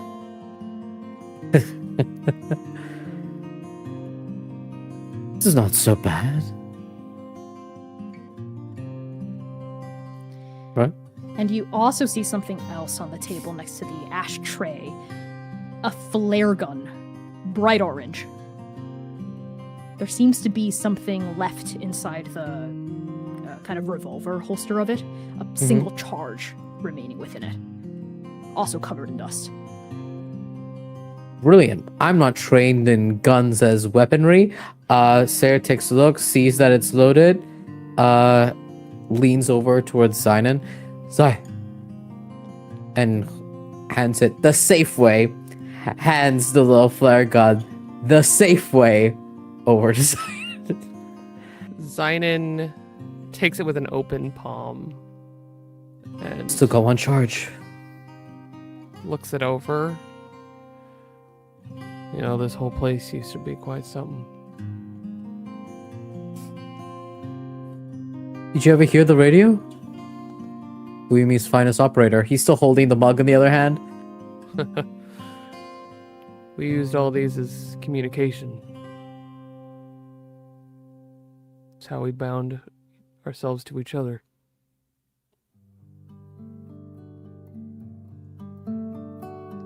Sayer, as you're holding the mug up to show to Zynon, you notice something on the bottom of the mug.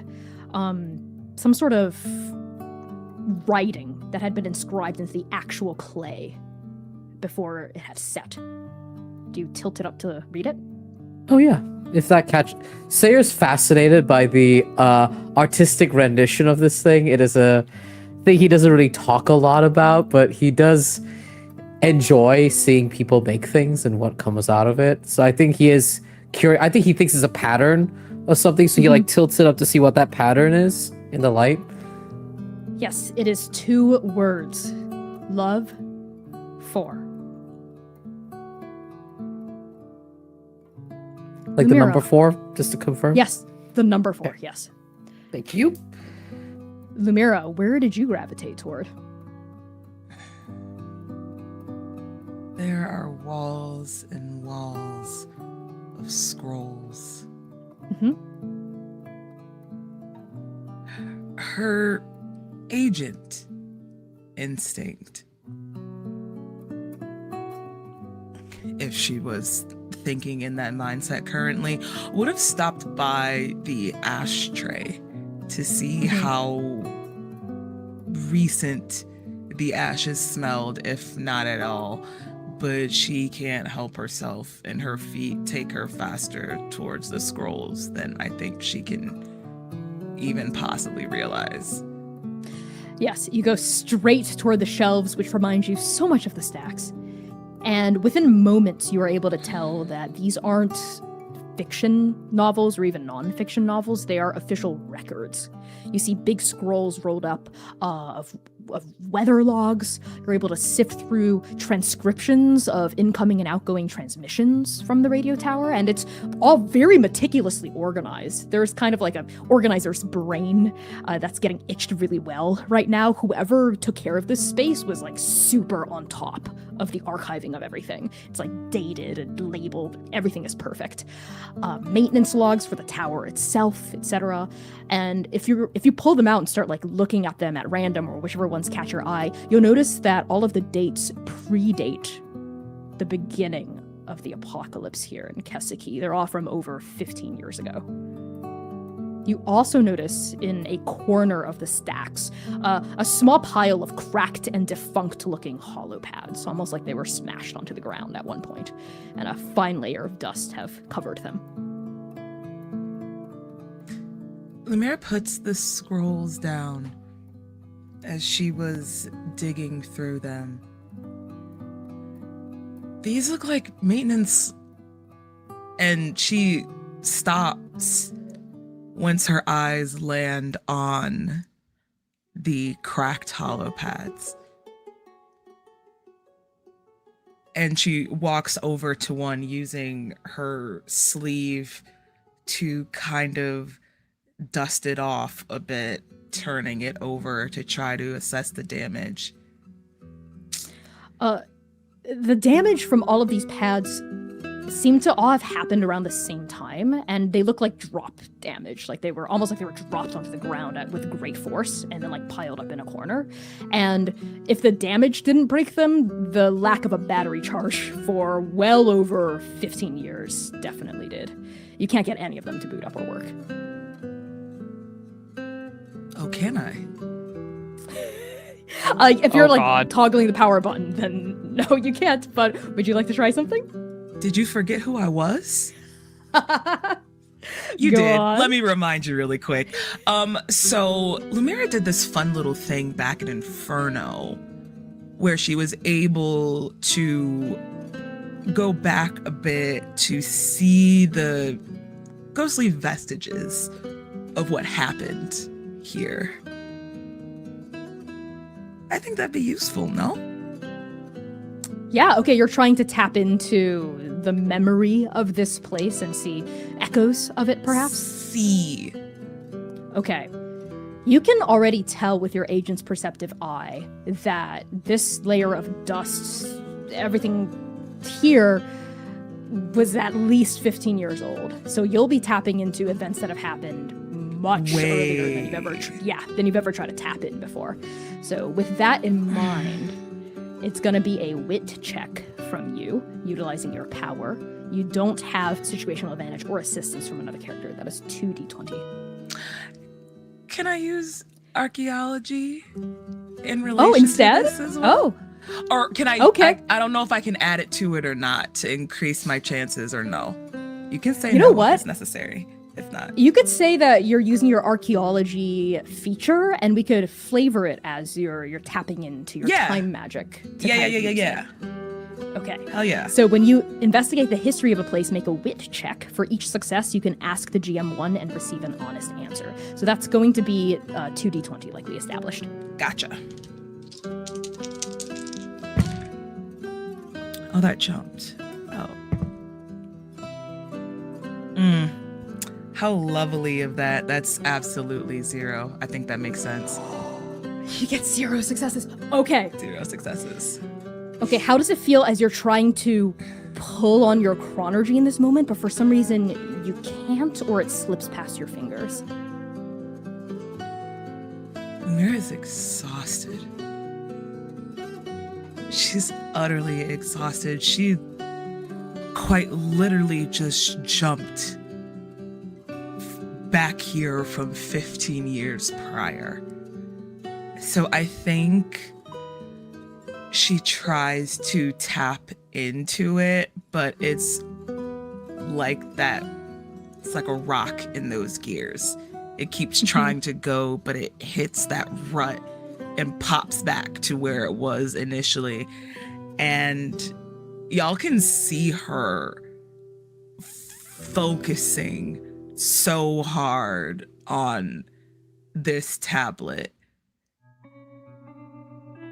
She's like turning it over in her hands. She's fidgeting with it, like her left hand, her gold hand is like, you can see that it's in the motions of what you know her using her chronergy is, but it's just spitting out. Yeah, you can feel the exhaustion pulling at you as you're trying to call in your chronergy. It's only been a day. You've barely rested. So here's what I'm going to give you. Instead of you getting to ask up to 2 questions based on the 2 dice you rolled, I'm just going to give you something. As you're holding one of these broken hollow pads up to your face, focusing, you see it flicker not to life, but the memory of a life it once held. So this thing isn't lighting up again, it's showing you what it once held when it did light up. And you see flashes of email transmissions, of written recordings of messages between specifically this tower, Signal Tower number 19, and an entity called the Galactic Council. And you see many responses from the Galactic Council that seem very dismissive of environmental and weather reports that this tower was sending them. Just dismissing report after report after report, saying that it is not of concern, it is not of concern, it is not of concern. For years and years. And then slowly the messages start to change. And the last one you see that kind of is burned on to the holopad before it fades is a mandatory evacuation notice from the Galactic Council issued to Signal Tower 19. And then it fades. And as you're looking at now the black screen of this holopad, you see a reflection of something that has been nailed onto one of the shelves. On the outside of one of the shelves, it seems like a framed, almost like a certificate at first, but you're able to see through your reflection, and if you turn around, you notice that it is that exact same mandatory evacuation notice, printed out, framed, hung against the shelf, like a badge of pride. Lumira kind of, at that moment, her eyes dart up and see the sign. And she kind of, she kind of throws the tablet onto the table in frustration.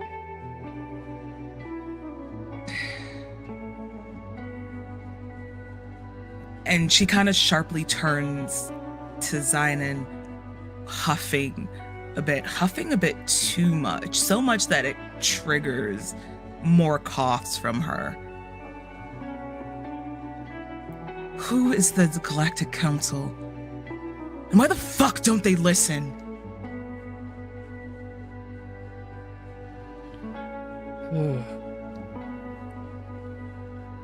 They're the reason that everything's gone to shit. They never listen to us. These tablets hold years worth of correspondence warning them of this. And each time they paid this shit dust. And Lumira slaps the tablets, all of them flipping off of the table and clattering onto the ground loudly. She starts pacing. All of this time, so many lives lost, and for what? I knew they didn't care. But to know that they didn't listen. Why not? Well, why not? Why wouldn't they care?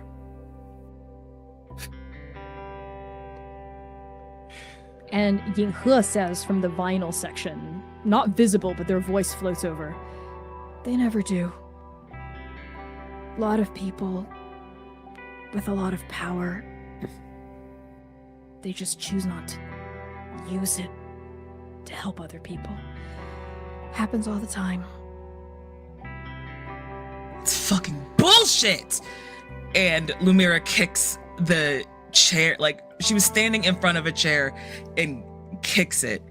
It clatters to the ground. When you have something as powerful as the power to change things, you do that for good.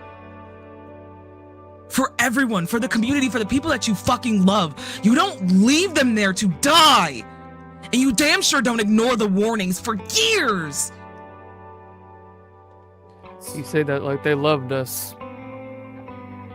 Why We wouldn't were they? just numbers. Numbers for what? Money, You both. gold.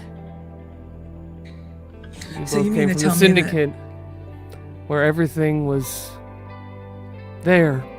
We had food, shelter, water, each other. Out here, it ain't never been like that.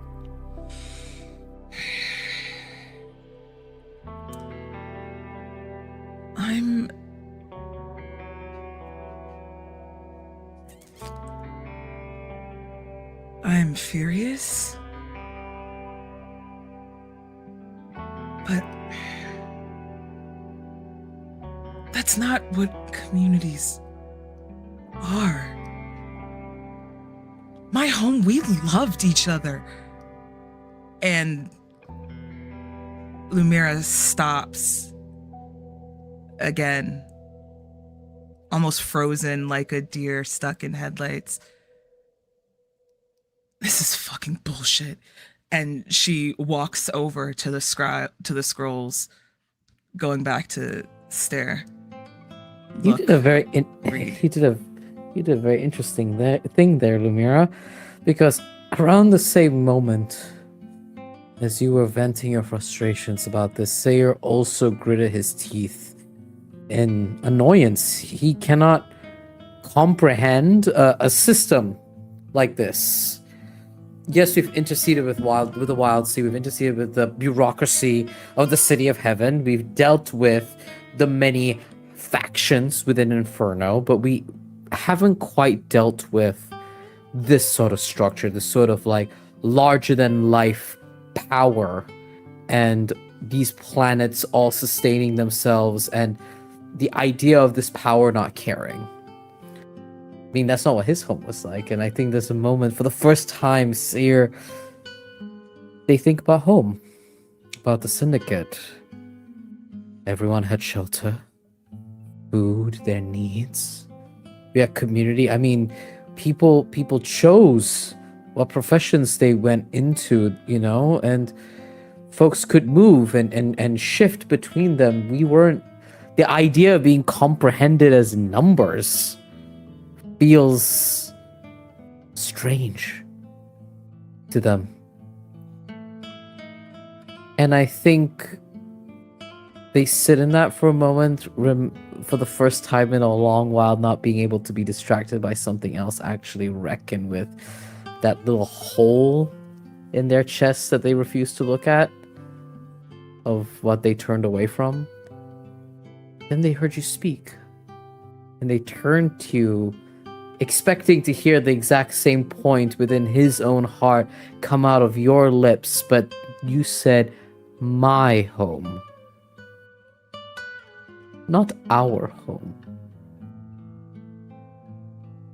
And Sarah tilts his head towards you.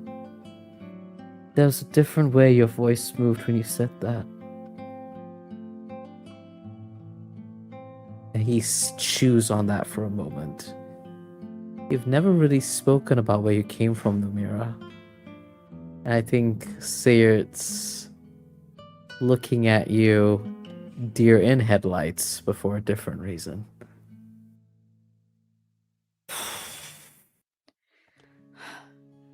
But it at least seems like the person here cared. I know this is kind of a selfish request, but... And Yinko finally rises from the vinyl record section, and you see that they're holding a stack of vinyl records close to their chest as they stand. There isn't a record player here, but there has to be, because why else would this person have collected all of these records? And these were pulled out slightly, so I think that means that these were their favorites, and I kind of want to listen to them. And they're organized by genre, but there are all kinds of genres I don't recognize. Not even from Inferno. Do you know what a wide is? What does that mean? And Zynon, you would know. Wide music is widely beloved music that is very popular, that everyone listens to. It's what we all listen to. At least. Oh. It's what we well, hear none over... of their favorites were those. And there is lightness as Zynon sees Seer lock onto Lumira. Again, Zynon feels pulled to Yinghe. And he goes to her and looks at the records. Has his hands on his hips. There's gotta be one around here somewhere. As you're looking around, you also see all of the records. Yinghe still feels and acts a little off and distant from you, but there's also a desperate curiosity and a desire to know about the music and the records of this place. The music of Inferno in particular had really touched Yinghe. So they kind of show you the stack of 5 or 6 records, and they're kind of asking you begrudgingly, do you know any of these? Or whatever. I'll be honest, I didn't listen much to anything recorded unless it was playing somewhere. And then I didn't catch the name. Oh, that's too bad. They look down and they're shuffling through the records and they kind of pull one out. And you notice that it is an album called 11th Prefecture by a band called Aftershave. And you would know, of course, that Kaseki only has 10 prefectures. This one looks pretty cool. 11th Prefecture? Where'd they get the 11th one? There's only 10. It's called an artistic choice, Zynon. You were hanging out with Yara too much. Well, I already looked and there doesn't seem to be a record player here. Maybe it's on the next platform up? Yeah. We can go find that. Okay. These are the things I'm gonna take from here, but... Here, give me some. Oh. Okay, fine. And they just hand you the records and let you hold them as they start to stride toward the door. And Lumira and Seer, as the two of you start to pick yourselves up as well, both of you notice at the same time something else on this coffee table as Nova starts to head toward the egress. It is a carving into the wood itself. One carving just has the word hi. And then written beneath it in a completely different handwriting, in marker, goodbye. And we're going to go to break there. Thank you all so much for tuning in so far to the return of the Chaos Protocol after our winter hiatus. We are gonna be rolling some cool ads during the break. In the meantime, please get some water, because I don't know if this was the case for you all, but when everyone was talking about how dehydrated they were in character, I found myself sipping so much from my water. So please, please hydrate yourselves. Let this arc be a reminder to stay hydrated. Grab a snack if you need, use the bathroom, take a bio break, stretch your legs. I'm gonna be stretching my arms out a little bit, and we'll be back in just about 10 minutes. We love y'all so much. See you soon. Spisho, Pijo.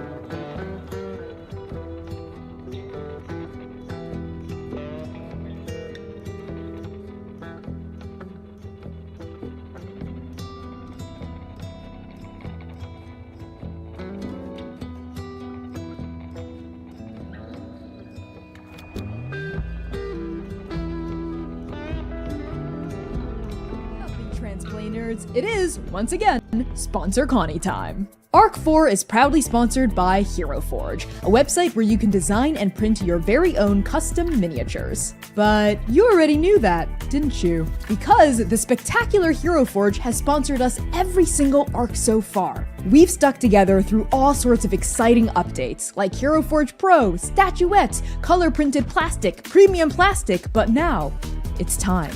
It's time for one of the most exciting Hero Forge updates ever. Custom dice. Hero Forge is now offering 3D printed custom dice, where you can put literally anything into the clear material of the die. Each die is printed in the same layers as the item or character bust inside of it, resulting in a solid, perfectly weighted chunk of math rock. You decide the size, color, and shape of your die, the size and color of the numbers on top, and, of course, what the die contains. Put a frog in it. Don't die-lay. Visit bit.ly/transforge to design your very own custom miniature or custom dice today. Hello, Transplainers! You know what time it is. Sponsor Connie time. For Arc 4, we're collaborating with the Working Families Party, who are building a multiracial coalition of working class people to make our communities a better place to live for everyone. You might be thinking, why does a political party care about a queer tabletop show? As it turns out, the Working Families Party believes in the power of fandom to effect positive political change in the real world. So do we. As a transplainerd, you're no stranger to just how political our show can be and how our stories are never just fiction. In fact, let's take an action together right now by signing a petition by the Working Families Party to break up big media companies. This cause means a lot to us personally, as indie actual play performers fighting censorship, telling authentic stories, and resisting authoritarianism. Go to bit.ly/WFPtrans and add your name to the list. By signing this petition, you will join the Working Families Party's mailing list and receive opportunities to help them organize, educate, and fundraise. So let's build a better future together.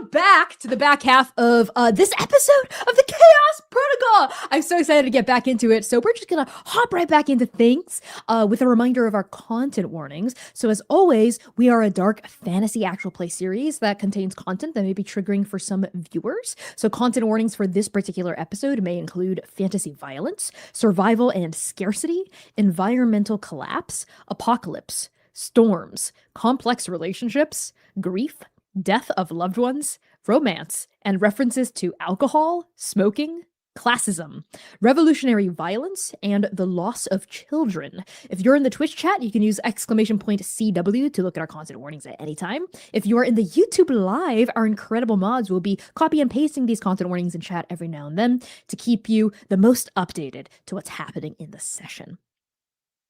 Wonderful. And with that out of the way, let's get back to the session.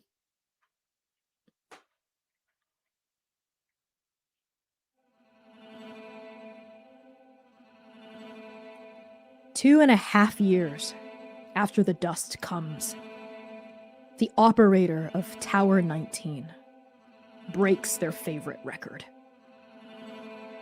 They weren't intending to, but that doesn't matter in this sort of situation.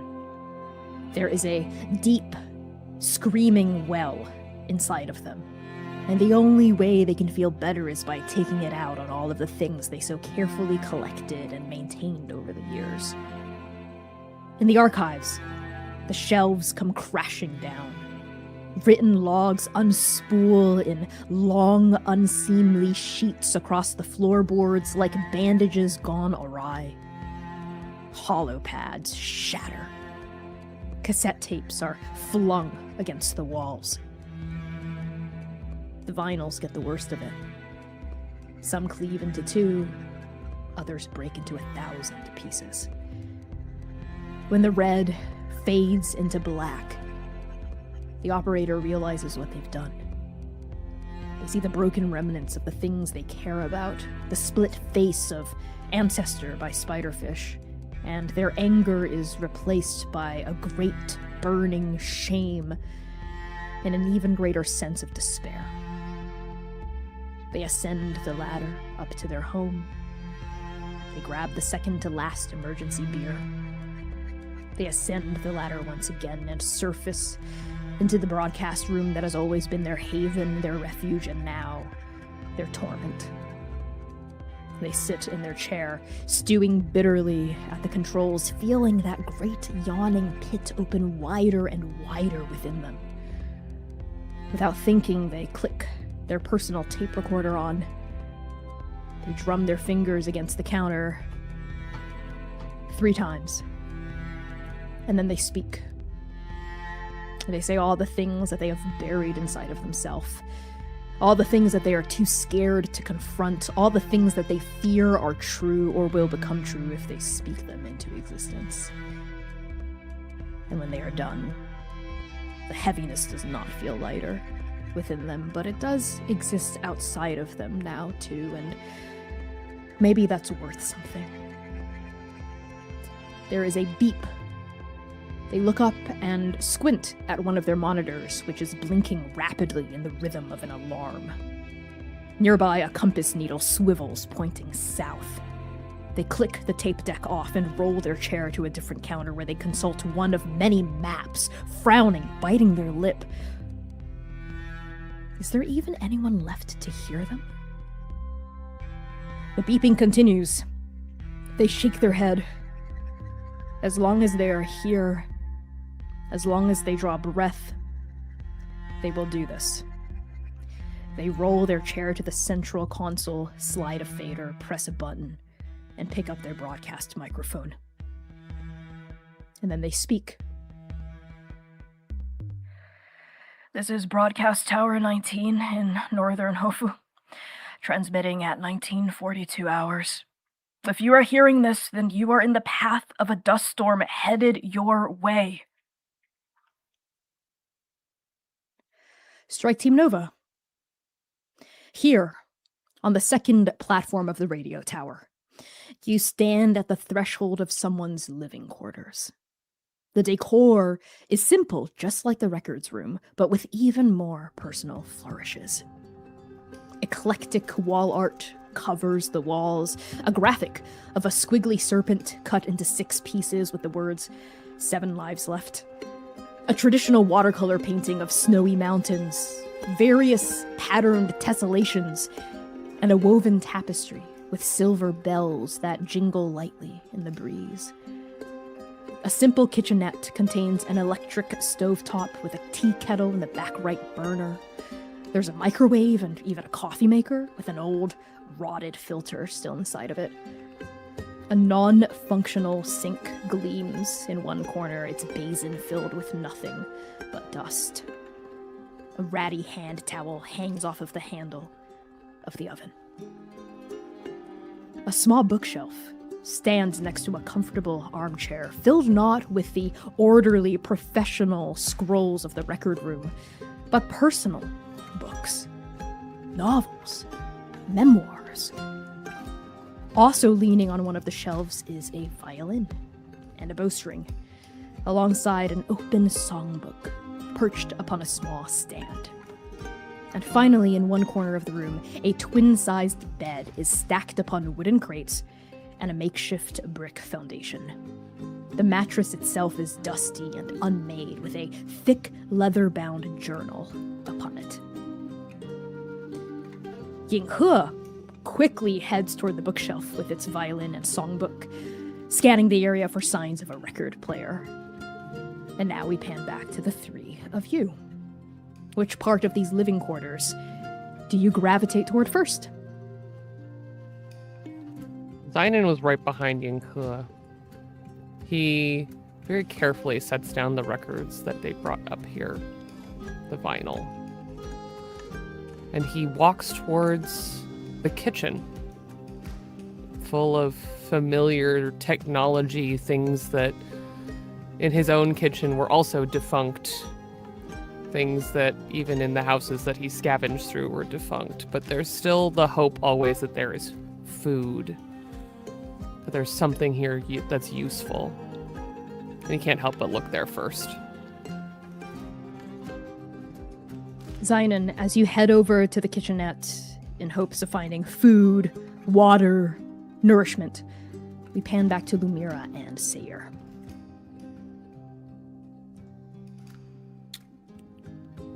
Lumira takes a look at the bookshelf before she stops and looks at the thick leather-bound journal that sits on the table. You can learn a lot about someone judging their reading tastes, looking at what they have on their shelves. But that's only a piece of them. This looks like a journal. So I'm aiming for that. That's the other part. Okay.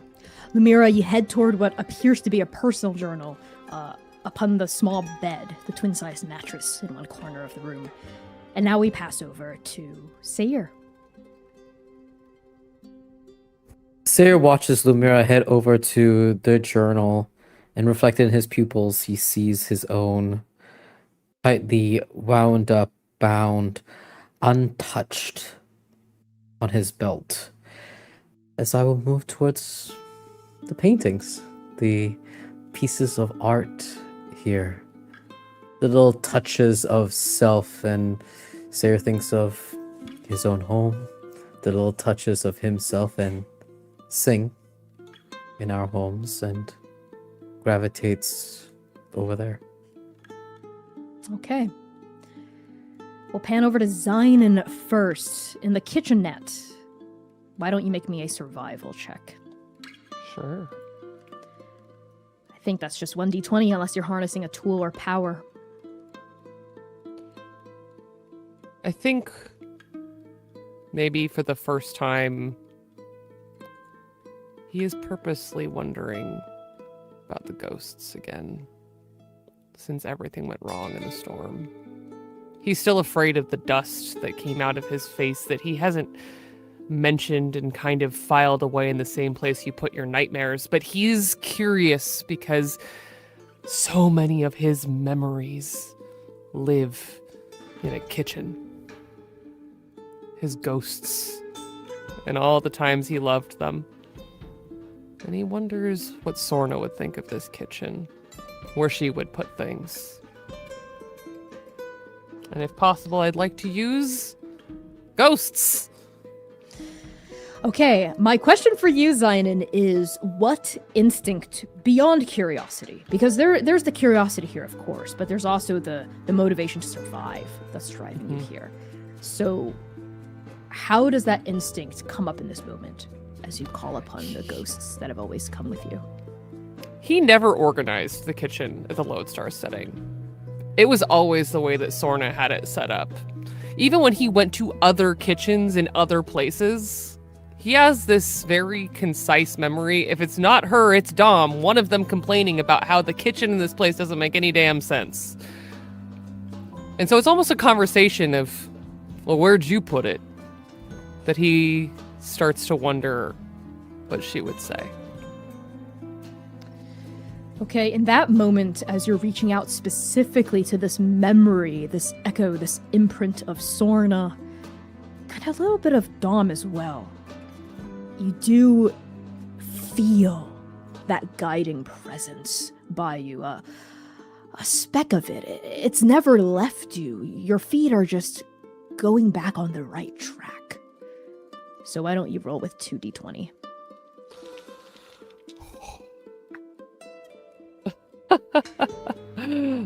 The duality of man. I rolled a success Okay. and a natural 20. One success. Okay. We're Yep, happy yep, for that yep. one success. Yep. Perfect. Zynon, you rifle through, first, let's say, the cabinet of this kitchenette, and you find a few sachets of tea, which, well, you'd need water for them the Yep. most, and the tea kettle in the back corner, of course, you check that as well, but it's completely empty, dry as a bone on the inside. Otherwise, inside the cabinet, you find some porcelain plates. You also find a small bundle of birthday candles. That could be useful. But there are only 2 candles left. The plain white ones. The more colorful ones are all missing. And you also find a ton of mugs. Many of them look handmade in all different kinds of shapes and sizes and colors. The most eye-catching one is a large, bright red mug shaped like a strawberry. Additionally, you locate a mini fridge that's kind of tucked away, oddly enough, underneath the sink, like it's been hidden. But your eyes catch it, and you're able to kind of open it up, and instantly a horrible smell greets your nose. Something disgusting, black and rotted, and completely unidentifiable in the back. But your eyes also fall on something else. There is a 6-pack of dirt cheap beer. Most of the beers are gone, except for one.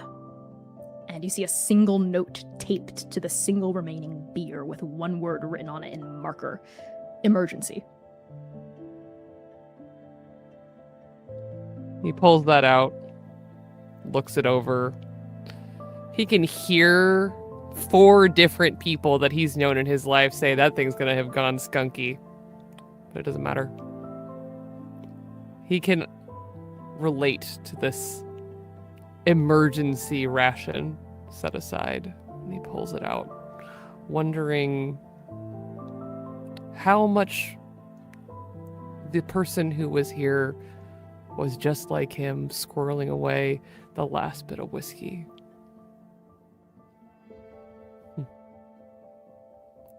He pulls it out, puts it in his coat.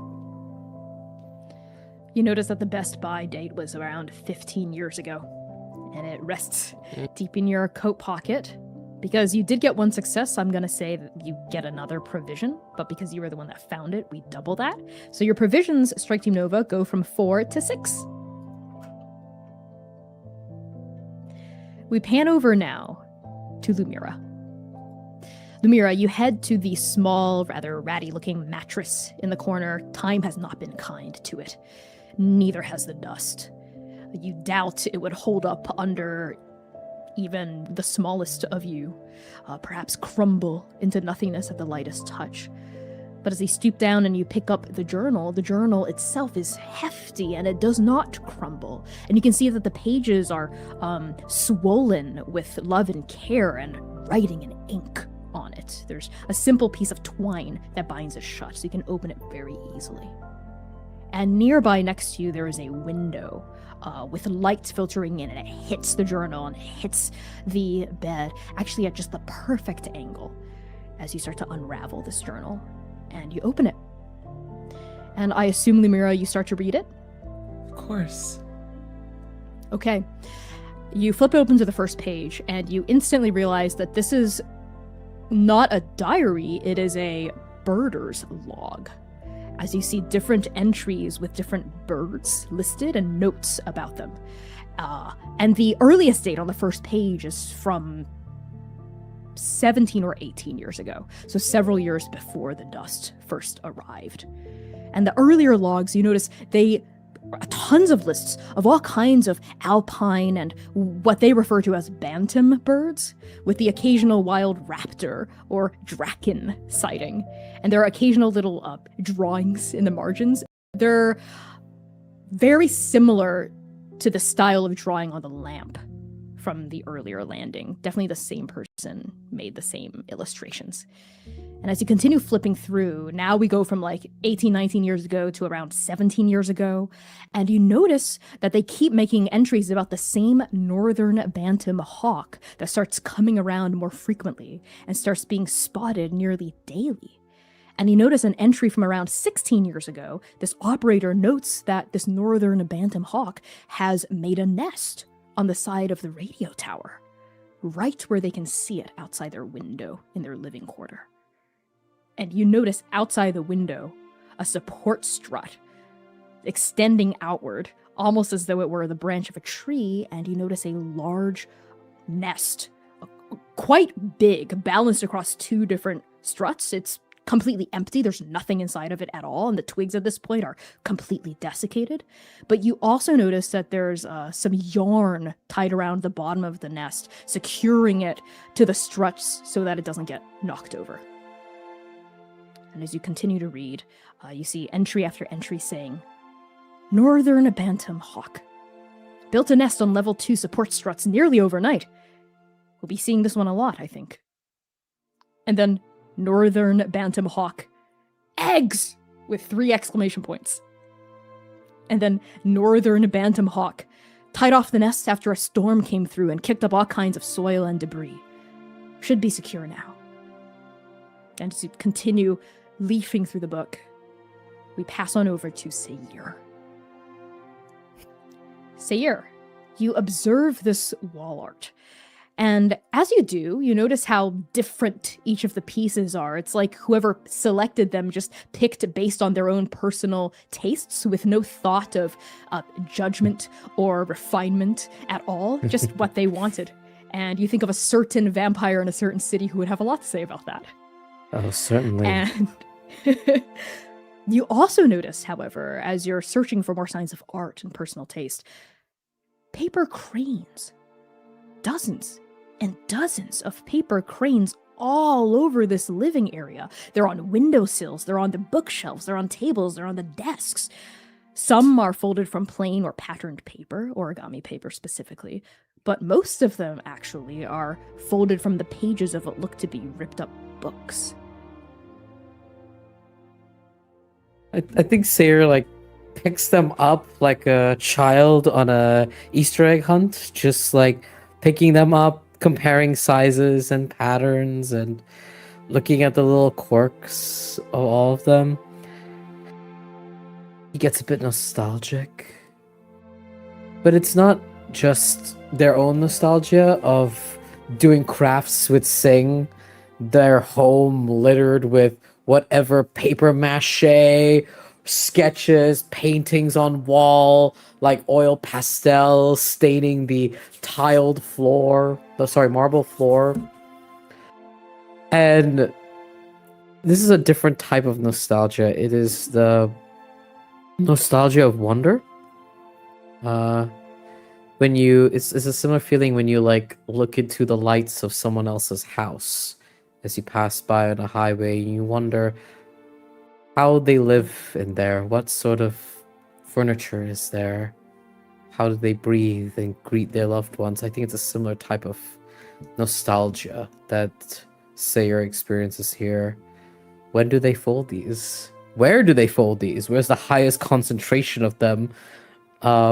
Which books are the ones that are most favored? And I think this is where he starts becoming a little hunter, hunting down the path that this person walks in this entire room. Where do they sit? How do they move? And he just sits there in that wonder. Sayer, as you marvel at these paper cranes, you marvel at this mishmash of art, you marvel at this small window into the past of a person you've never met, but so much of them is everywhere all around you. We push back to Zion. That lukewarm beer sitting heavy in your pocket, and you hear a terrible noise, kind of plucking in a shrill nearby the bookshelf where Yinghe has picked up the violin and is kind of going at it like a cello, not in the right position. And they quickly lower it. They look sheepishly at the rest of you and they let out a sorry. God, made it look so easy.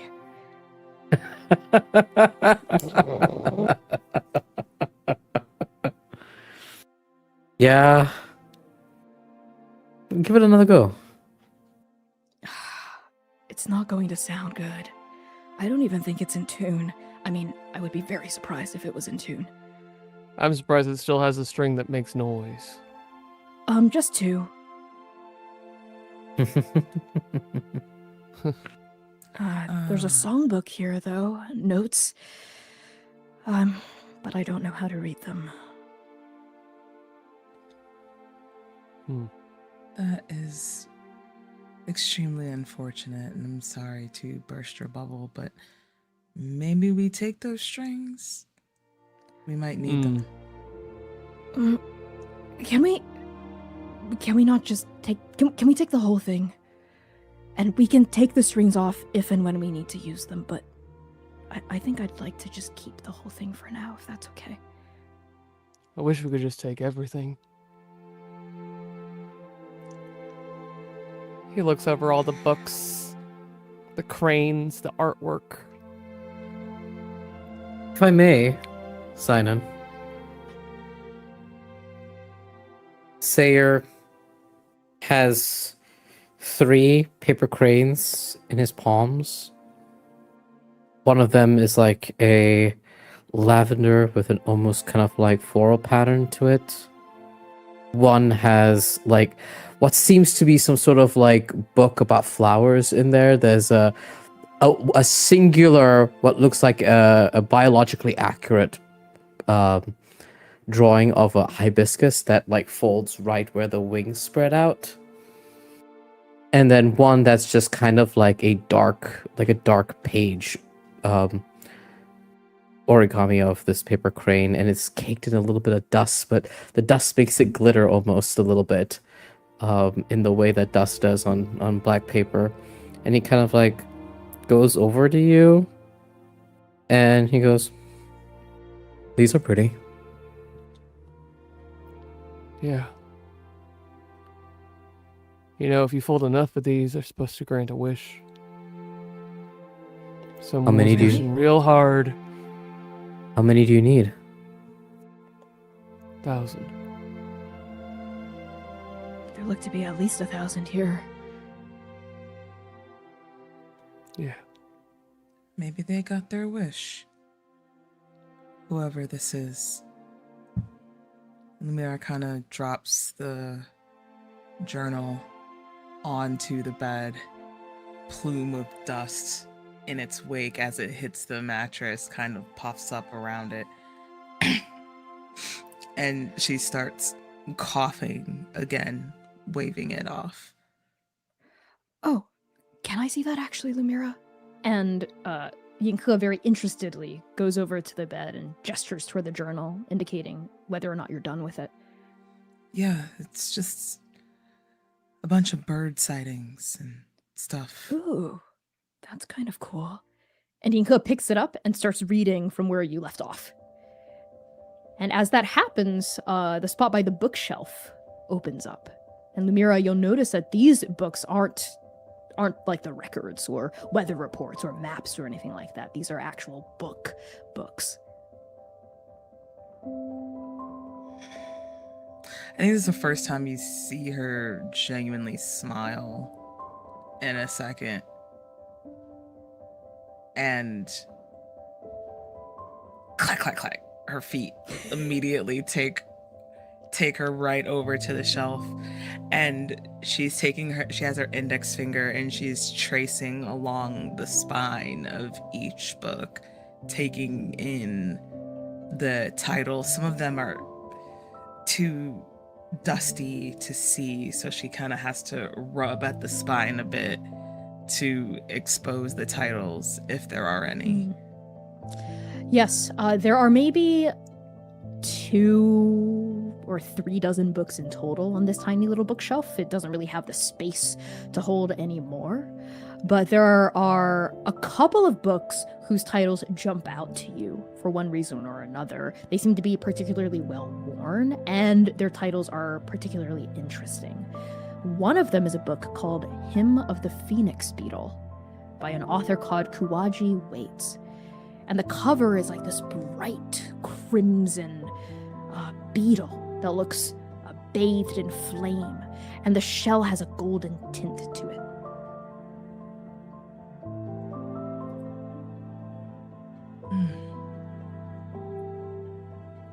Pop, you ever see anything like this before? And Lumira holds up the cover of the book. It is like he is seeing a ghost. Phoenix beetle, huh?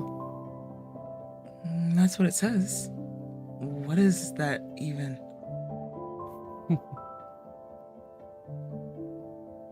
He walks over.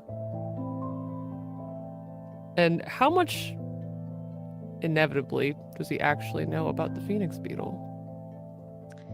Zynon, looking at this book, you remember a first encounter. You remember a barn. You smell raptor feathers. You remember 2 people dressed up in clothes that do not belong to them. No.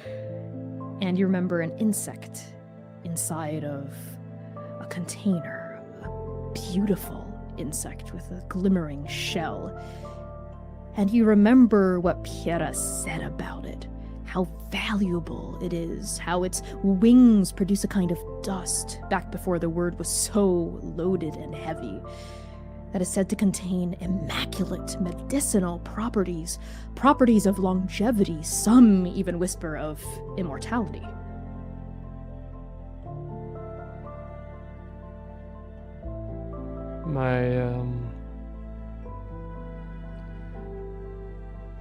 These are supposed to be able to save a life.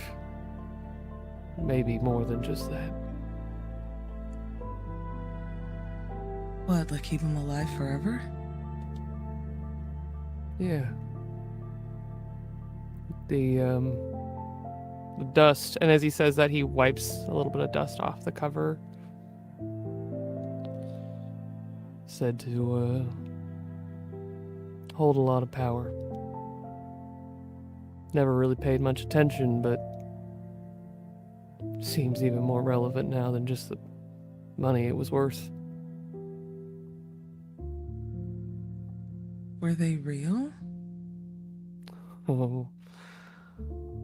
Yeah. Yeah, they were. And Lumira nods at that. And then her gaze looks back at you. And something in her eyes reads almost like she's scared to ask the next question, especially to you. But she also can't stop herself. and those eyes reflect back that same little girl that you first met at LSSG.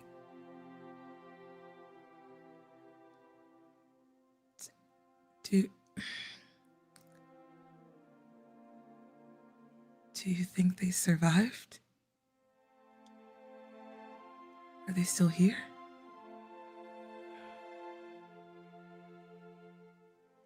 And caught in a moment crystallized in perfect amber in his memory. Not of the beetle. The beetle was there. It was circumstantial at best. But in a moment of love, there is a shot like a fairy tale in his mind that may be of anything. It would survive because here's Lumira. Perfect and impossible as you are, able to make things live, able to change everything. Wouldn't that be nice?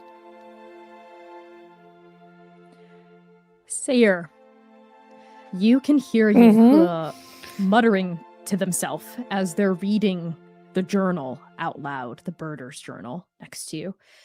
And you can hear Ta whisper to themselves, Northern Bantam Hawk, no hatchlings this year.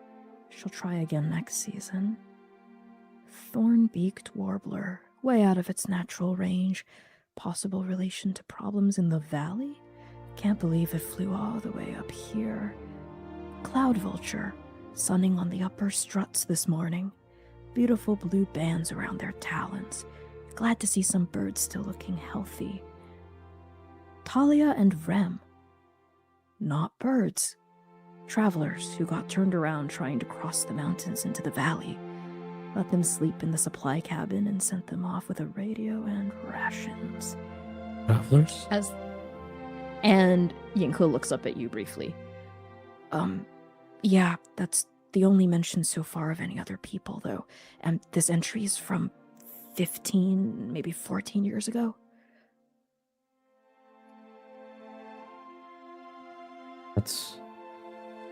Maybe they made it out. I hope so. Most of these are about birds. Oh, look, here's another one. Northern Bantam Hawk. No eggs this year. I don't think she can find a mate. That's okay, baby. Never wanted one myself. I'll look out for you. Shuttle! Rose out of the valley in a huge cloud of smoke, rattled all the way up into the upper atmosphere. Got thrashed around a bit by the thermals. Serves them right. The notice said it wasn't supposed to leave for another 6 weeks, since it's the one of the last left in Hofu. Couldn't believe my eyes. Tried to cross-reference with the other towers, but still no response. Read that again. That's not good. A shuttle landed here? Or was leaving here? Yeah, there was an entry here from 14 years ago that said a shuttle left 6 weeks before it was supposed to. It's awful early. 6 weeks. Lumira? Yeah. Maybe there's more. And Yinke flips through the pages, and they read out loud very quickly. Let's see, 13 years ago. Nothing. Thought I saw something go by when I was in the control room, but the damn dust is making everything hazy. Haven't seen the stars or the aurora in months. Storm. Nothing out here but the wind. Oh, cloud vulture! Buried him in the supply. Behind the supply cabin. Got some silt in my throat, and I've been wheezing more up and down the ladders. Should try not to go out there as much, but I needed to. Nothing. Back when I still went to town, people would ask if I got lonely up here. I didn't, and I wasn't lying. Now I do. I miss the birds. Nothing. Maybe something in the sky. A dark planet. I don't know. Dust covered it up again before I could make it out. Nothing. Walked a mile down the mountain before I turned around and came back up. Hawk's nest got blown down. Found it in the dust, tied it back up in case she comes back. In case someone hears me. I'll stay. Nothing. Oh, here's the last one. Northern Bantamhawk. It was a good run. I'm glad I stayed for the end. And the other pages are blank. Listening to Yinkua, Zynon removes his hat. This journal, a beautiful eulogy for someone he never knew. But every word, every bit of hope and despair gets him deep in his bones. And he folds that crane and puts it close to his chest and holds his hat over it.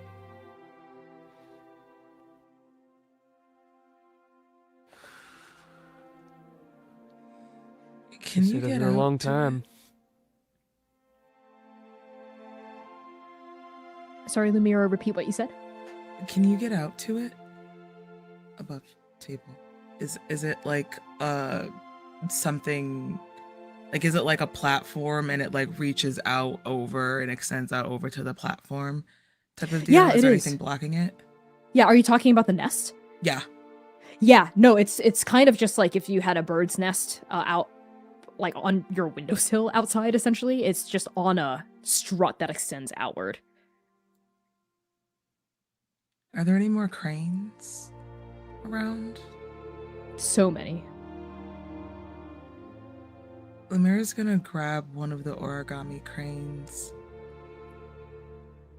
and make her way out to the nest. Place the crane in the nest, kind of secure it a bit underneath the wire that ties to it. Not enough for it to crush the crane itself, but just to keep it there. And when she's done, she just looks at it, kisses her teeth. I am so sorry. It was never supposed to be like this. In the dusty wind, the crane's paper wings flutter, as though it were alive, as though it can hear you. Back inside the living quarters, Zynon, your eyes fall upon a book on the bookshelf, close to where Lumira was standing before she stepped outside briefly. And the title reads, When We Die, So Too Dies the Land, by an author called Janelle Oloro. Something about the name of the book, the name of the author, is dimly familiar to you.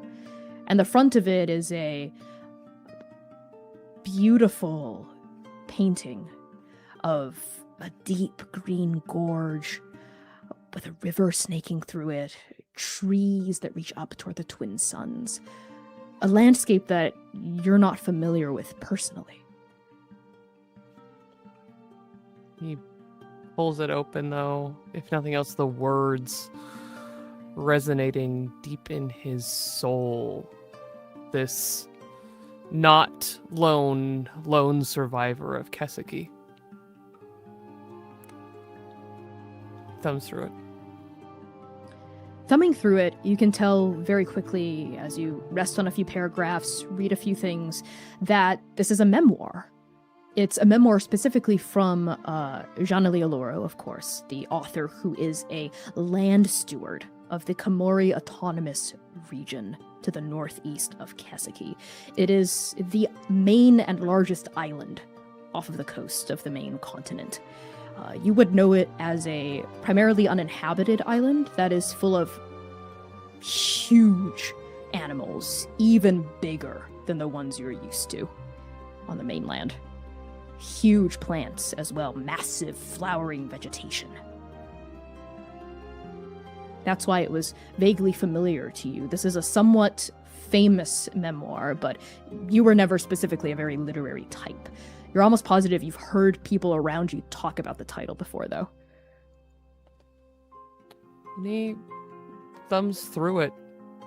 He again finds himself learning more about Keseki as a whole than he ever did when it was verdant and beautiful, because he's spent a decade longing for it.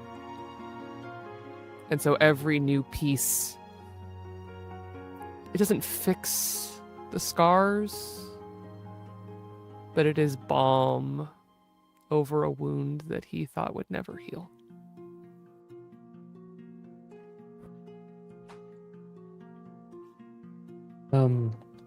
I think as Sayer was, as Yinghe kept flipping through the pages of the journal, Sayer kept like leaning over to see more and more what they would say. Hearing about hawks makes him think of a particularly spirited air, the wild sea. And seeing how all those pages unfurl hits a spot right underneath his chest where he tamps down every feeling he's ever felt so far.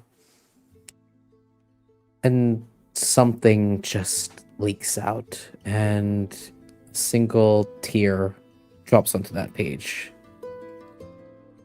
The last page, about the fate of the hawk, and ostensibly perhaps this person. Yinghe looks up upon the splattering of the tear on the page with concern in their face, and for the first time their eyes meet yours since you woke up. Sayer? And for a moment, whatever tension between the two of you that had spawned since you told them to back off, to slow down, to not address the so difficult to address thing back in the cove, those tensions are forgotten for a moment as they see the tears in your eyes. Are you? Shit. Shit. I didn't mean to do that. Fuck, did I ruin it? Cry? No, you didn't ruin it.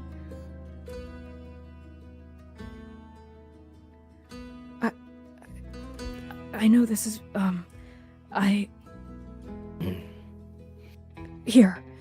And they quickly take your hand, dropping their eyes now, and they kind of march you both over to the bookshelf with the Birder's journal still kind of like clutched tight in their other arm.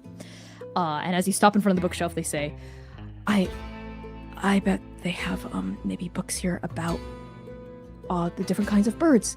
I was thinking maybe we could take one of those. I would like to know more about the birds of Keseki. Yeah. That'd be nice. It'd be helpful to know. Maybe some creature survived. Sorry, don't know where that came from. And Sayer, what he does is pull earlier as he was approaching Yinghe, as hopefully an olive branch, he grabbed the songbook, and instead of addressing any of the feelings, even Sayer does not know what it was that made him cry. Was it what happened? How the potential doom of this place, how it manifested? Or was it the fact that he thinks of Abasi every time he hears the word hawk? He doesn't know. He can't know, because he will burst at the seams. So instead, he hands the songbook to Yinghe and says, I know you wanted this. Yeah. Oh, thank you. Yeah. Yinghe takes the songbook and like gingerly tucks it underneath their arm that's also holding the journal, the broken arm, so they're minding the fracture. As they do, and that emotion that had welled up from a place inside of you that you didn't understand, but that you also do so deeply understand, perhaps not with your mind, but with the deepest recesses of your soul. A grief that belongs to you and that belongs to him, to your maker. to doom. You feel, for the first time, cutting through that ambient fear that has run through your pulse since you landed here, sadness, sorrow, grief. He didn't do this. He didn't want this. This wasn't him, and he did not like this.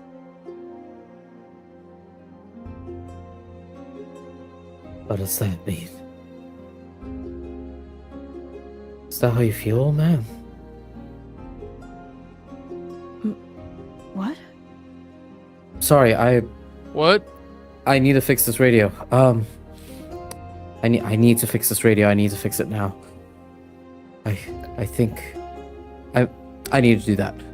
And that tender moment between Sayer and Yinghe snuffed out like a candle as he buries any and all feelings in the search of a lamppost of something else. A way forward. As you stride away from Yinghe in search of any tools or components that could help you repair that radio, Lumira, that's when you return back into the room. Zynon watches Sayer turn away from Yinghe, and finally a thought crystallizes in his head. Because he snuffed out that conversation and Zynon watched it happen, but he stayed and talked to Lumira while we were slogging through the dust. In fact, every time he can think of in recent memory since we landed here, Sayer has been walking away from Yinghe a lot more. And he files that away next to the conversation about the person who traversed the journey, who broke the very laws of fate just to find him. He doesn't have any room to talk right now, but if this were him, if he were in Sayer's shoes, oof, he'd see a storm coming and it was not a dust storm.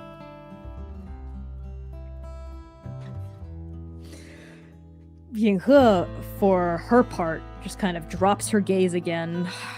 The tension that they had elided over now returning. They fold that songbook even deeper into the crook of their armpit and continue to browse the bookshelf, but with less fervor and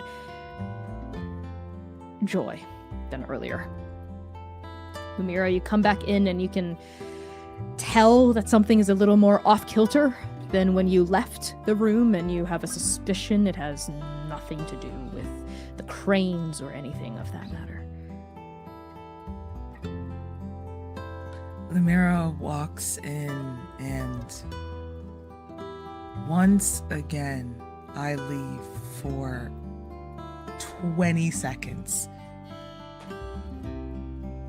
And here we fucking are, right back to square one.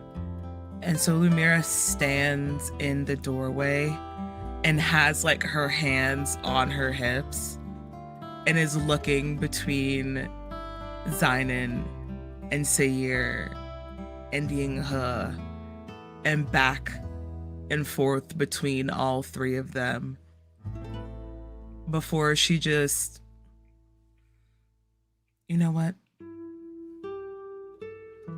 Don't even worry about it. Yinghe, let me see your arm, please. Okay. They tenderly remove the two books underneath it and stretch it open for you. Takes off her scarf again, stuffs it into Yinghe's mouth. Okay, here we go. 3, Mm-hmm. 1, Mm-hmm. 2, Uh-huh. 3. And on 3, this time she actually sets it. Yinghe is completely silent. They don't shout, they don't wince, they don't flinch, they don't move at all. As you snap their arm back into place, they just stare at you. And then they took go, that better than Zynon and Sayer. I know. I did hear that. Thank you. I wasn't whispering. There isn't a record player here, too. Maybe it's in what I assume is the broadcast room. The journal mentioned it a few times. You think that's Yeah. the next one up? It's gotta be. I want to know right? what's up there. Okay. These places. Sayer's already outside with the grappling hook. What was the noise he made? Wee wee woo. Whoop-ha! Whoop-ha, I think is what I said. Where did wee woo come from? I don't know. I don't know, but I liked it. Felt like something Sayer would do. Okay. It does. Sayer does a lot of things. Everything he regrets They mostly. sure do. Yep. Strike Team Nova.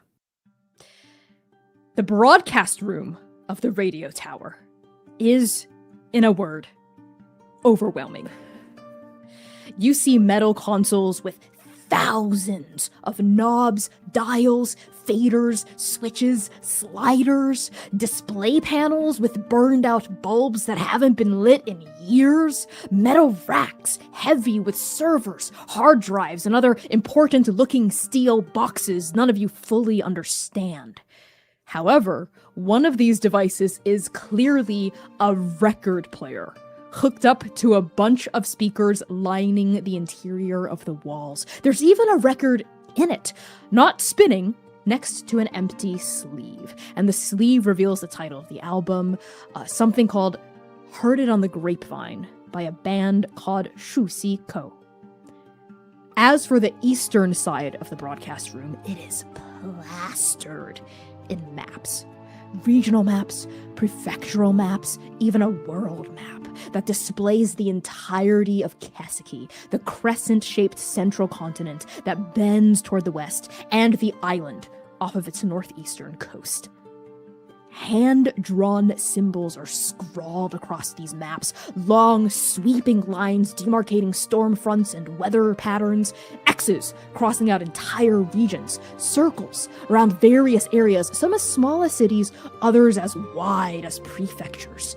There are even question marks scattered about various sections with no apparent rhyme or reason.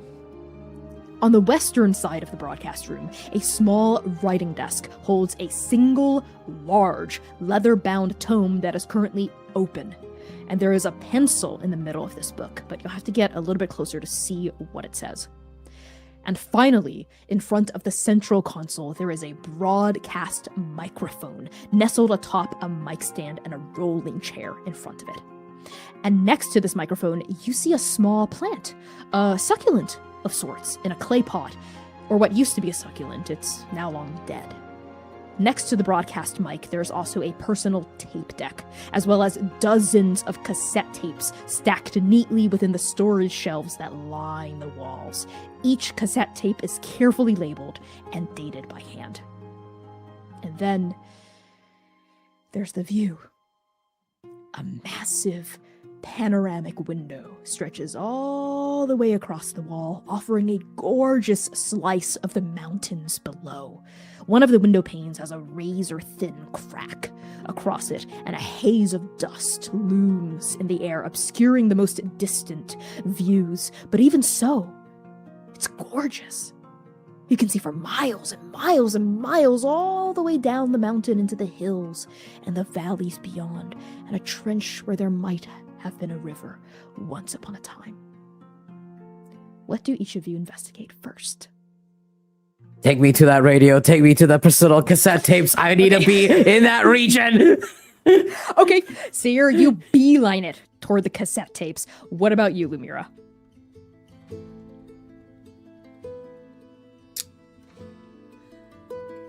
Honestly, I think Lumira is blinded almost by the view, taking in the sweeping landscape and trying everything within her power to remember what Honey Cove used to look like before this, when it was verdant and lush and green and full of life. And I think she actually gets distracted trying to visualize that lush greenery and transpose it on top of the landscape that she's looking at now. And trying to make sense of this. How did we get here? How did they let it get here? Doesn't make sense. Lumira, you hang back for a moment, temporarily transfixed by your own anger, curiosity, confusion. The shock and the awe of the beauty of this place that still lingers within the dust, lingers within the corpses of the trees, within the graves all around you. Now we pan over to Zynon. Where do you gravitate toward first? Zynon doesn't need chronergy or any magic to paint the sinews over the skeleton before him. He looks it over quickly. The trees, the dust, the places where should be rolling hills of green and forests. And all he can think about is home. These maps. A mystery that maybe once wouldn't have been such a mystery to him, but he wasn't a plan guy. That was more Pira's thing. All the maps he ever needed, other people looked at, he just went where he was told. So these maps, he understands what they are. He's just never needed them himself. So here he is, suddenly in dire need. And finally, he goes up, called like a tether pulling him to the map, looking for Haruna Valley, looking for home. Zynon, let's start with you. You go over to the console area that's just completely plastered by all sorts of maps, sifting through them to locate where you are. And you find it. There's a marking of where Tower 19 is, a bright red dot that has been underlined and then circled a few times. You are at the top of a mountain range in the Hofu prefecture, which is in central northern Keseki. It's not terribly far from Haruna Valley, which is in central southern Keseki, but it's also not terribly close. If you'd like to, you can grab these maps and take them with you. Yeah, I think everyone just hears the sound of one hand just sweeping across this wall and pulling them all down. We're taking them all. Yep. As you grab them, you look at these drawings, these etchings, these markings on top of them, and there are various different identical maps with completely different markings on them. And there are dates, too. Lots of dates. And you can see that the markings change based on, at first, month, and then week, and then day by day. And the question marks just increase the longer the maps go on. So many question marks over so many different regions of Keseki. Most of them primarily concentrated on the northern regions, which is where this radio tower would have its greatest scope of influence. But it fluctuates, and there's no rhyme or reason to any of it. But of course, you can always pore over this later. And as for Yinghe, they make a beeline toward the record player, and they start fiddling with it. And as they do, all of you kind of hear a soft exclamation from them. Go, there's power! Wait, it's going, it's moving. Hold on one second. I think there's power!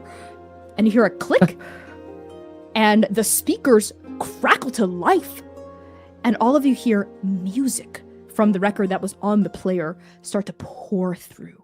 And the music with this surround sound, it sounds incredible. And the song, it's a dreamy song. And it rollicks through the speakers with a hypnotic energy. And the lyrics, they're delivered through powerful but haunting vocals. And the words themselves, they're actually quite, sad. Despite the upbeat drums and the catchy bass line, it's perfectly melancholy. And Zynon, even you would recognize this first song on this very famous album. It's one of the most famous albums of Keseki that had come out in the past 50 years. It's a classic, a modern classic at the time. I can't believe it. If there's power, Nice maybe work. we can do something here, right? There's got to be transmissions and oh, but it sounds so good. This sounds unbelievable. I never thought I'd hear that again.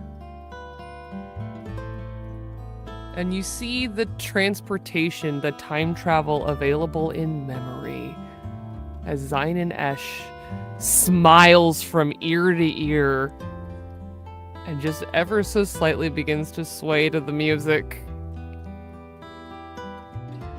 Yinghe is smiling, and they're saying to themselves, and also to the rest of you, this person had good taste. This is a good one. It's a classic. And now we pan over to Sayir. This entire time, you had been, I assume, fiddling with the tape deck, perhaps even popping a cassette or two in there and trying to play it. Oh yeah. Yep, Because okay. and he also has unclipped his radio from the bandolier, opened the lid that's at the back to see the damage that he had done, to see if like, does this work? How much does it work? May it maybe have the parts I need to fix this? Because I need to fix this radio and I need to fix it now. And hearing the whirring of power, there's like a bit of relief that Sarah feels. It's like, okay, we're heading somewhere. But yes, that is what I do first. Okay. Sayir, you click the first cassette tape in, and you play. And as you do, and as each cassette tape plays out, you click the next one in and you hit play, and then the next one in, and the next one in, and the next one in, until you reach the last of the tapes. And here is what you and all of Nova hears. The first tape goes. Day 1. Hello. I'm not really sure what to say. I know that's ironic since I work in radio and all, but I'm not a broadcaster. I'm just an operator. Have been for a while, actually. But that's not why I'm recording this. I'm recording this because, well, it feels important, given everything that's going on. When all of this is over, it will be good to have a record of what it was like. We can learn from this. Other than that, there's really not much to report. I've been transmitting the emergency broadcasts as normal, trying to get as many people as possible in northern Hofu to safe regions. I think it's working. Over and out. Day 42. The damn dust. It's clogging everything up. The panels, the wires, the fucking geomagnetics even. That's why no one else can hear us. Even Tower 1 is down. At least we can communicate with each other. Thank the stars for that. But the other operators, they're starting to tap out. Or they've gone completely dark. I mean, I guess it makes sense. Some of them must have partners, kids, family. They're talking about shuttles. I don't know. I don't blame them. But I'm still here. I'm gonna keep doing this. I mean, the dust isn't always going all the time. Someone somewhere out there at some point is going to hear me. Me and the other operators who are staying. Over and out. 5, 6, 7. That's 7 rogue storms in the past month. 7! That's over twice as many as last month. I wrote it all down. I'm charting their trajectories as best as I can, but I can barely keep up.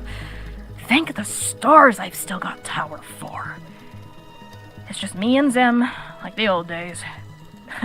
And their taste in music is still shit. But we're still here. Still broadcasting. And we're not gonna stop until we get through this. It's like Z said, the world is our family. Always has been. So we're gonna warn them and help them and take care of them as best we can. Over and out. This is day 422. That's 100? Yeah, 100 days exactly since 4 stopped responding. I still don't know what happened to them. I mean, I can't even check if I wanted to. They're halfway across the planet. Or maybe that's just an excuse, because I'm scared of what I'll find. I'm still here. Still broadcasting. For Kesiki. For Tower 4. Over and out.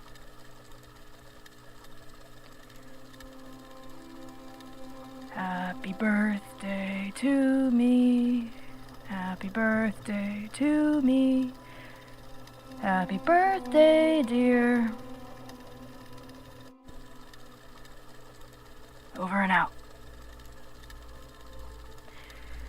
Day 566. Haven't seen the hawk in a while. Long while. Hope it's okay. It's a bantam bird, so maybe it won't struggle as much as the larger animals. That's my theory, anyway. Rations are getting low. Over and out.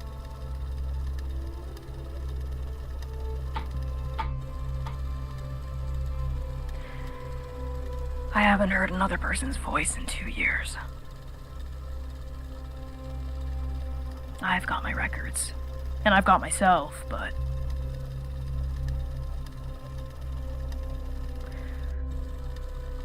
there's this passage in When We Die, where Loru is talking about how she gets lost on the western side of the Kimori Autonomous Region. And she hasn't eaten in 4 days, and she's running low on water, and her wrist is sprained. She comes across this big chasm in the middle of the woods, this huge hole surrounded by trees on every side. And she can't see the bottom. And she throws a rock down. And she doesn't hear anything. She throws another rock down, doesn't hear anything. And then she gets on her knees and she screams and screams and screams into this fucking hole, but there's nothing. Not even an echo, just silence. What if there's no one left to warn?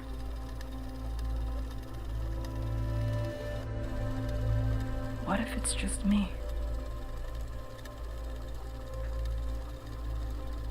Beep. Day 876. Did my broadcast. I can't stop, even if I am the last one left. Storms are getting worse. I didn't know they could get worse.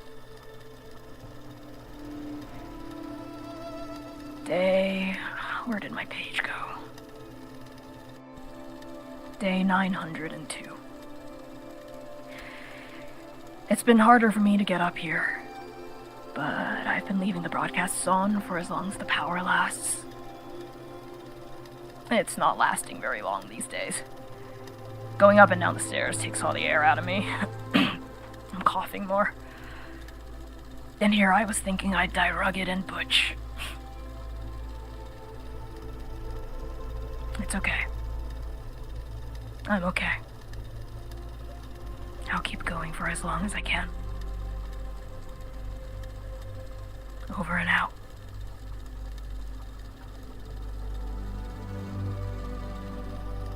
There's some silence, and then the last tape ends.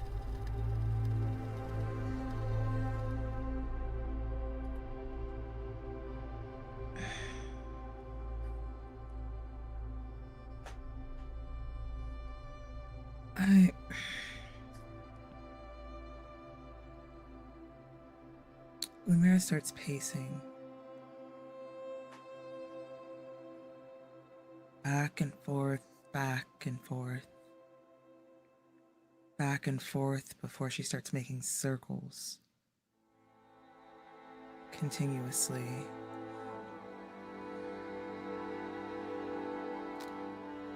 It's too much information at once.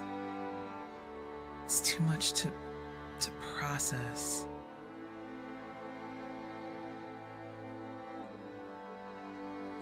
She just heard the audio diary of someone slowly coming to the realization that they are just like her. The last one standing.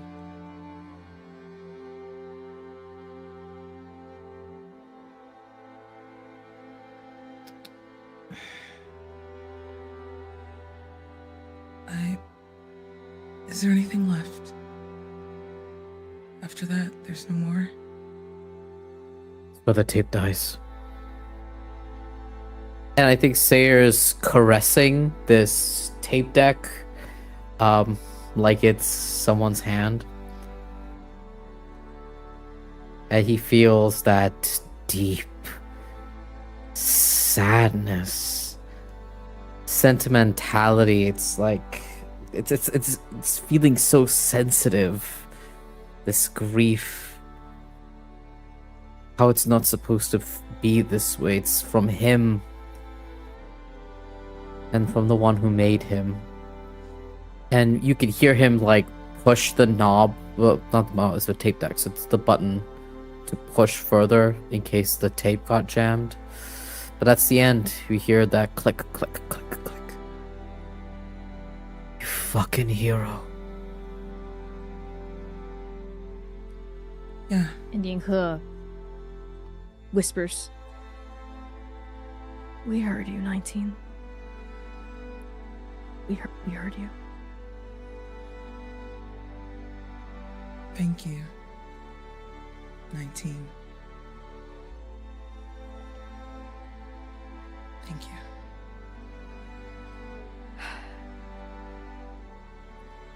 Yinghe strides nine- over. Go ahead.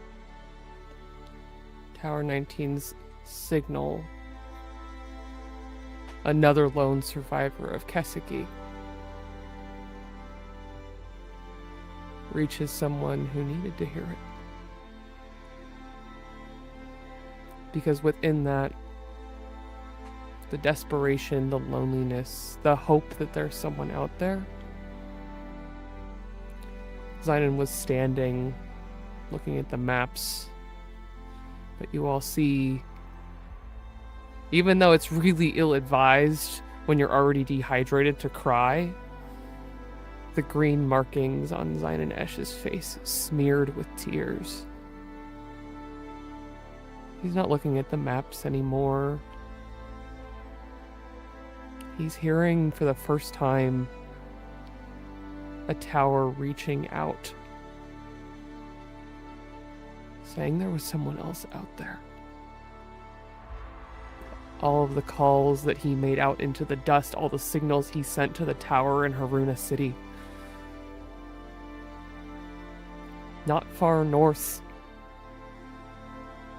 was this tower. And there is also the memory finally cutting through the fear of why we are here. Of that Mayday mission. He hears it again in this voice. This time his Mayday mission comes beating back in his mind. That somewhere outside of this pane of glass is Azalis Raid, who doesn't have to be alone on this planet.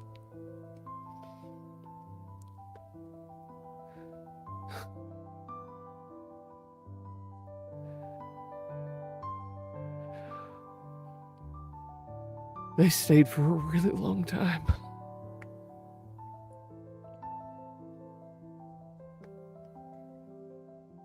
There in this moment, with the marker that we found on a previous level, flips the tape deck, writes,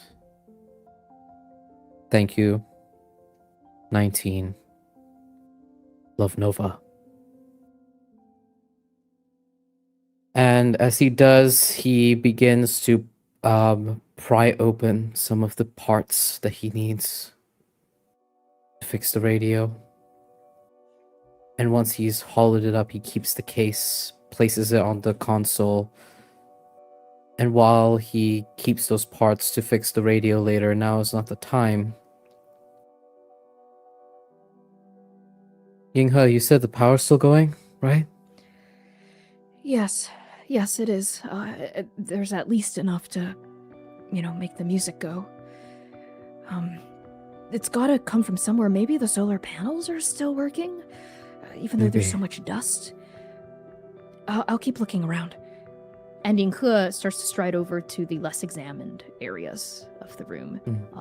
One of the places they go to, they stride past you, Lumira, and you see them pause in front of the little table that has this big book open on top of it. And they look down at it, and you see their face kind of scrunch up in curiosity and interest, Lumira. Did you see something that piques your interest? Yeah, I think this is a visitor's log. Come here. What? And Lumira kind of scurries over to Yinghe's side, starts flipping through pages, and then more frantically starts flipping through pages as she's going through reading. Yes, it is a visitor's log indeed. And it's not very full. It's mostly empty. Only a few pages are full. And the first few pages are from before the dust, and there's only a couple of entries, and most of them are the same name. UM Tower 19 Operator. Just the first two initials. Down, down, down, down, down. And occasionally someone else's name, like maintenance person or inspector, stuff like that. But after the dust begins, there are only 3 entries on a single page that spans almost 3 years. The first is UM Tower 19 Operator. The second is Talia and Rem. Thank you. And the third just reads Sunrise.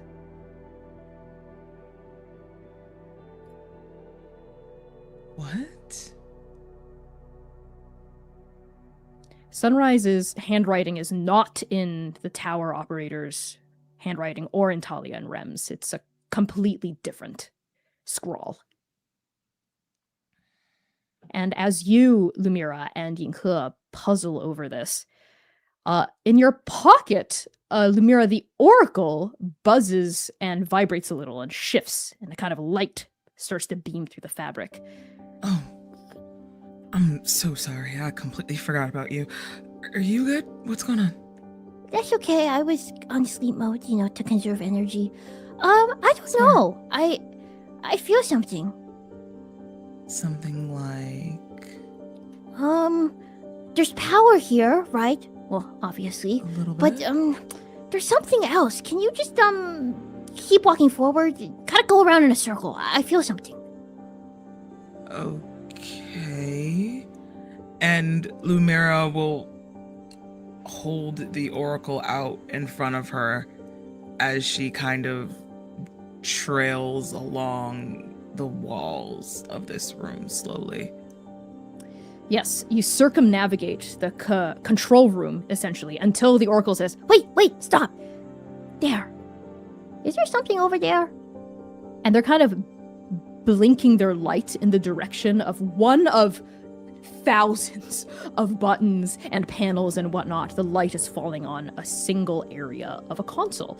Rather nondescript area, but as they pointed out, you notice something.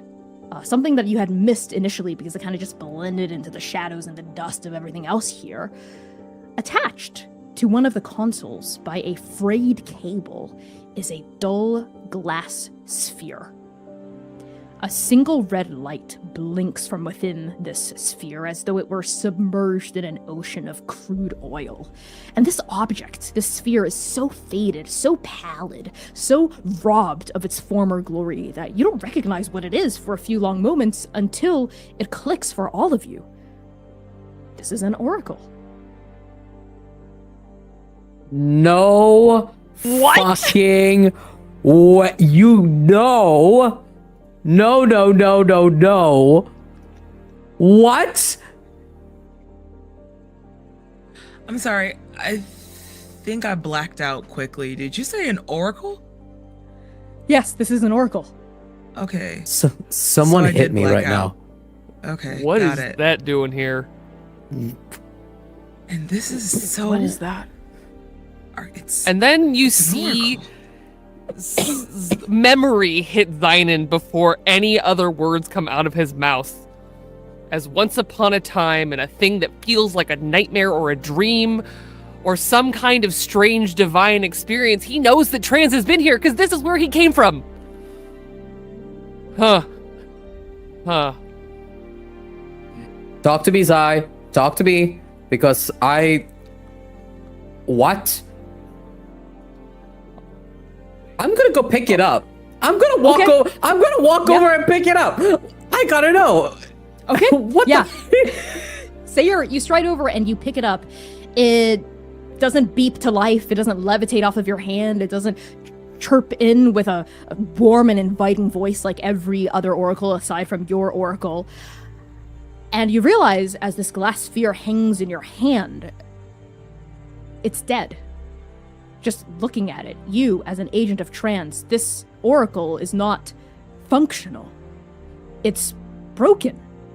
Drained of life, drained of power, broken.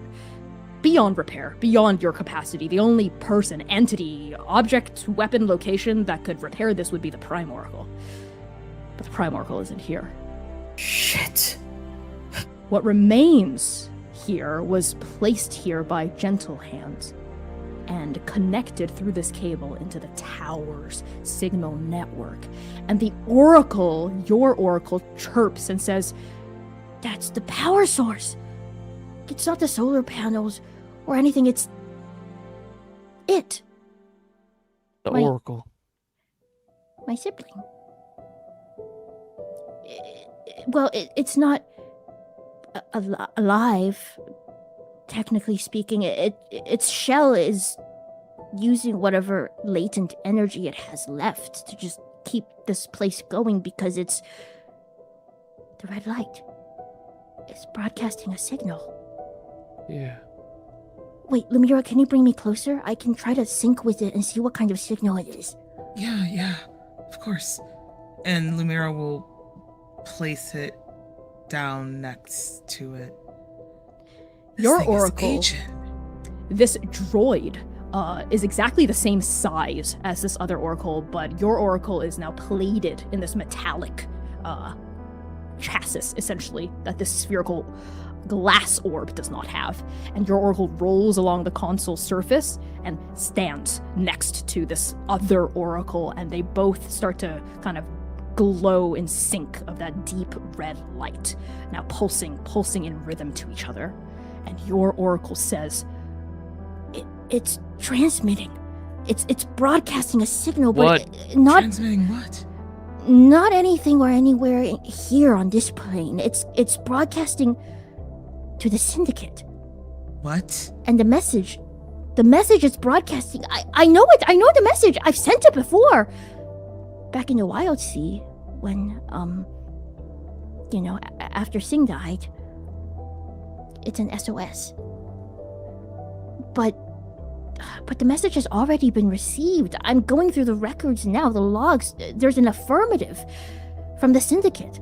Someone came to get the strike team that this oracle is registered to a long time ago. How long was that that acknowledgement? Over 10 years. The time sync is a little fuzzy. I can't get an exact time, but it's between 12 and 15 years ago. Yeah. Lumira's eyes snap to Zynon. Sayer's also staring at Sinan. He does not blink. Zynon, who feels Zynon. like he is falling apart in the dust just thinking about this. It was responded to by Didn't we? by a hand of fate. Yes. Didn't we just celebrate your 10-year Sure did. at Trans? Do you think this was Artemis? Must be. Yeah. I'm gonna say yes, because it's registered to a patron saint of mortals. The strike team. Does it say reported to why? Artemis. Does it say why? Why Why they were here? No, those files are corrupted. But I can see that after the SOS was sent out and responded to, this oracle was very badly damaged, structurally damaged. It would have to go back to the Prime Oracle for repairs, but it chose to stay here. Even though the message got answered, it chose to stay here to keep this tower going. To power it. Even though whoever was here is long gone.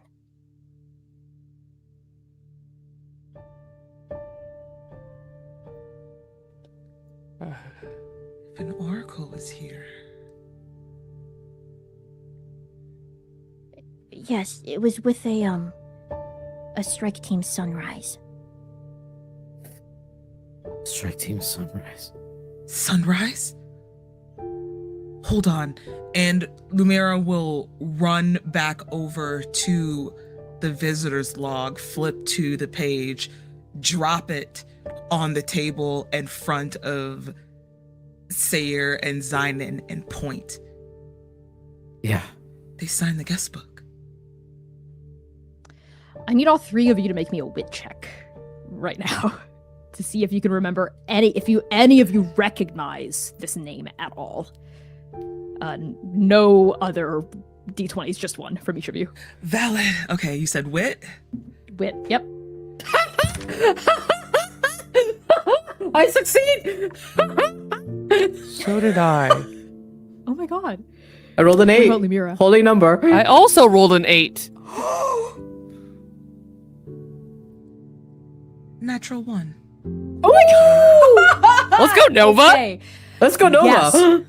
All three of you crowded over this visitor's log entry, and now your oracle's information, you pour over your memories trying to think if Strike Team Sunrise rings any sort of a bell, and it does, because all three of you have frequented the Hall of Heroes not inoften, especially after coming back from the Wild Sea, and you remember walking by a very nice plaque, among other plaques, of teams that fell to oblivion, commemorated with simply their team name, Strike Team Sunrise. They are from before any of your time at the Syndicate. Here, huh? They fell here. There's something else. There's a location ping, some sort of coordinates inside this oracle. Where? It's very close. This location is what's keeping it tethered here. It's helping to keep it, well, going, even though it doesn't have a strike team registered to it anymore. Can we go check it out? It feels important. Yeah. Zynon, you Yes. grabbed the maps, right? Sure did. Perfect. Okay, it's very close by. I'll give directions. Lumira, follow me. Out the door. Let's go. Lumira looks confused because, okay, and grabs it again. And it was like, I'm like, I mean, you weren't going anywhere without me anyway, so. I know, but I like to feel like I'm the leader and in charge here. Onward! Sayer taps the top of the oracle like he's petting a pet and goes, "Good job, little sphere. Let's go." And Strike Team Nova, all four of you follow the directions of your oracle out of the control room, down the ladder again, through the living quarters, through the records room, past the nests of the northern bantam hawk. until your feet touch upon solid ground once more. And your oracle leads you to a small, unassuming patch of mountain dirt some 30 or 40 feet away from the radio tower. And there, planted vertically into the earth, are 3 small stone pillars, each one hewn from the mountainside with care and attention, names carved in Syndicate standard script, marking the place of 3 graves. And we're going to end the session there. Thank you all so much for tuning in to our return from our winter hiatus with Arc 4 episodes 11 and 12. Let's do some much-deserved introductions, starting with Valiant Dorian. Why the fuck am I going first? Hi everyone, I'm Valiant Dorian. I use him, his pronouns. Oh, you can find me all across the internet at Valiant Dorian or Hot Spirit, but please enjoy that lovely treasure hunt just set you on. Tonight I've been Sayer. I've got too much in my brain, in my heart, and everywhere else. Fuck me. Who uses he, they pronouns? I'm gonna pass it on over to Kai. Kai, you handle this. I can't fix this. Hi everyone, I'm Kai. I use he, they, and she pronouns. I love crying and telling stories, and this was a really great example of both of those things. You can find me everywhere as Estella Ladris. Sam, help? Connie, help. C, help. Hi everyone, I'm Samstar. I use she, they, and the occasional Fae pronouns. I've been Lumira. She, her. I feel like I'm outside of my body right now. You can follow me all across the interwebs, most specifically where the butterflies do fly blue at Lust for Life X. Take us home, boss. Oh, well, you're sipping. Me. I'm so sorry. No, that's fine. That's fine. No, commit crimes against Connie. You know what? You're No right. sips. Sips for Connie. With that, everyone, we are back from our winter hiatus. However, be aware that while our cast is traveling a little bit more this season, we're going to be doing more bonus episodes, backstories, special introductions to help flesh out the world of Arc 4. I hope you're all very excited because you can join us next week, Saturday, January 17th at 8 p.m. US Eastern Time, right here on Twitch and YouTube Live for a very special duet episode featuring Kai and C. I wonder what that could be about on the heels of this. I wonder what that could be about on the heels of these lower drops. Thank you all so very much for joining us for this very special Arc 4 stream, and I cannot wait to reveal even more about Kaseki and Strike Team Sunrise as the season hundles onward. In the meantime, you can support our show by joining our Patreon, joining and participating in our Discord, making fan works if you are so inclined and inspired, posting about Transplaner on Blue Sky, Instagram, or Tumblr, rating our podcast, telling someone else about our channel, your friends, your family, your homo's erotics enemy, your barista, your dog, your cat, your northern bantam hawk, your horse, your parakeet!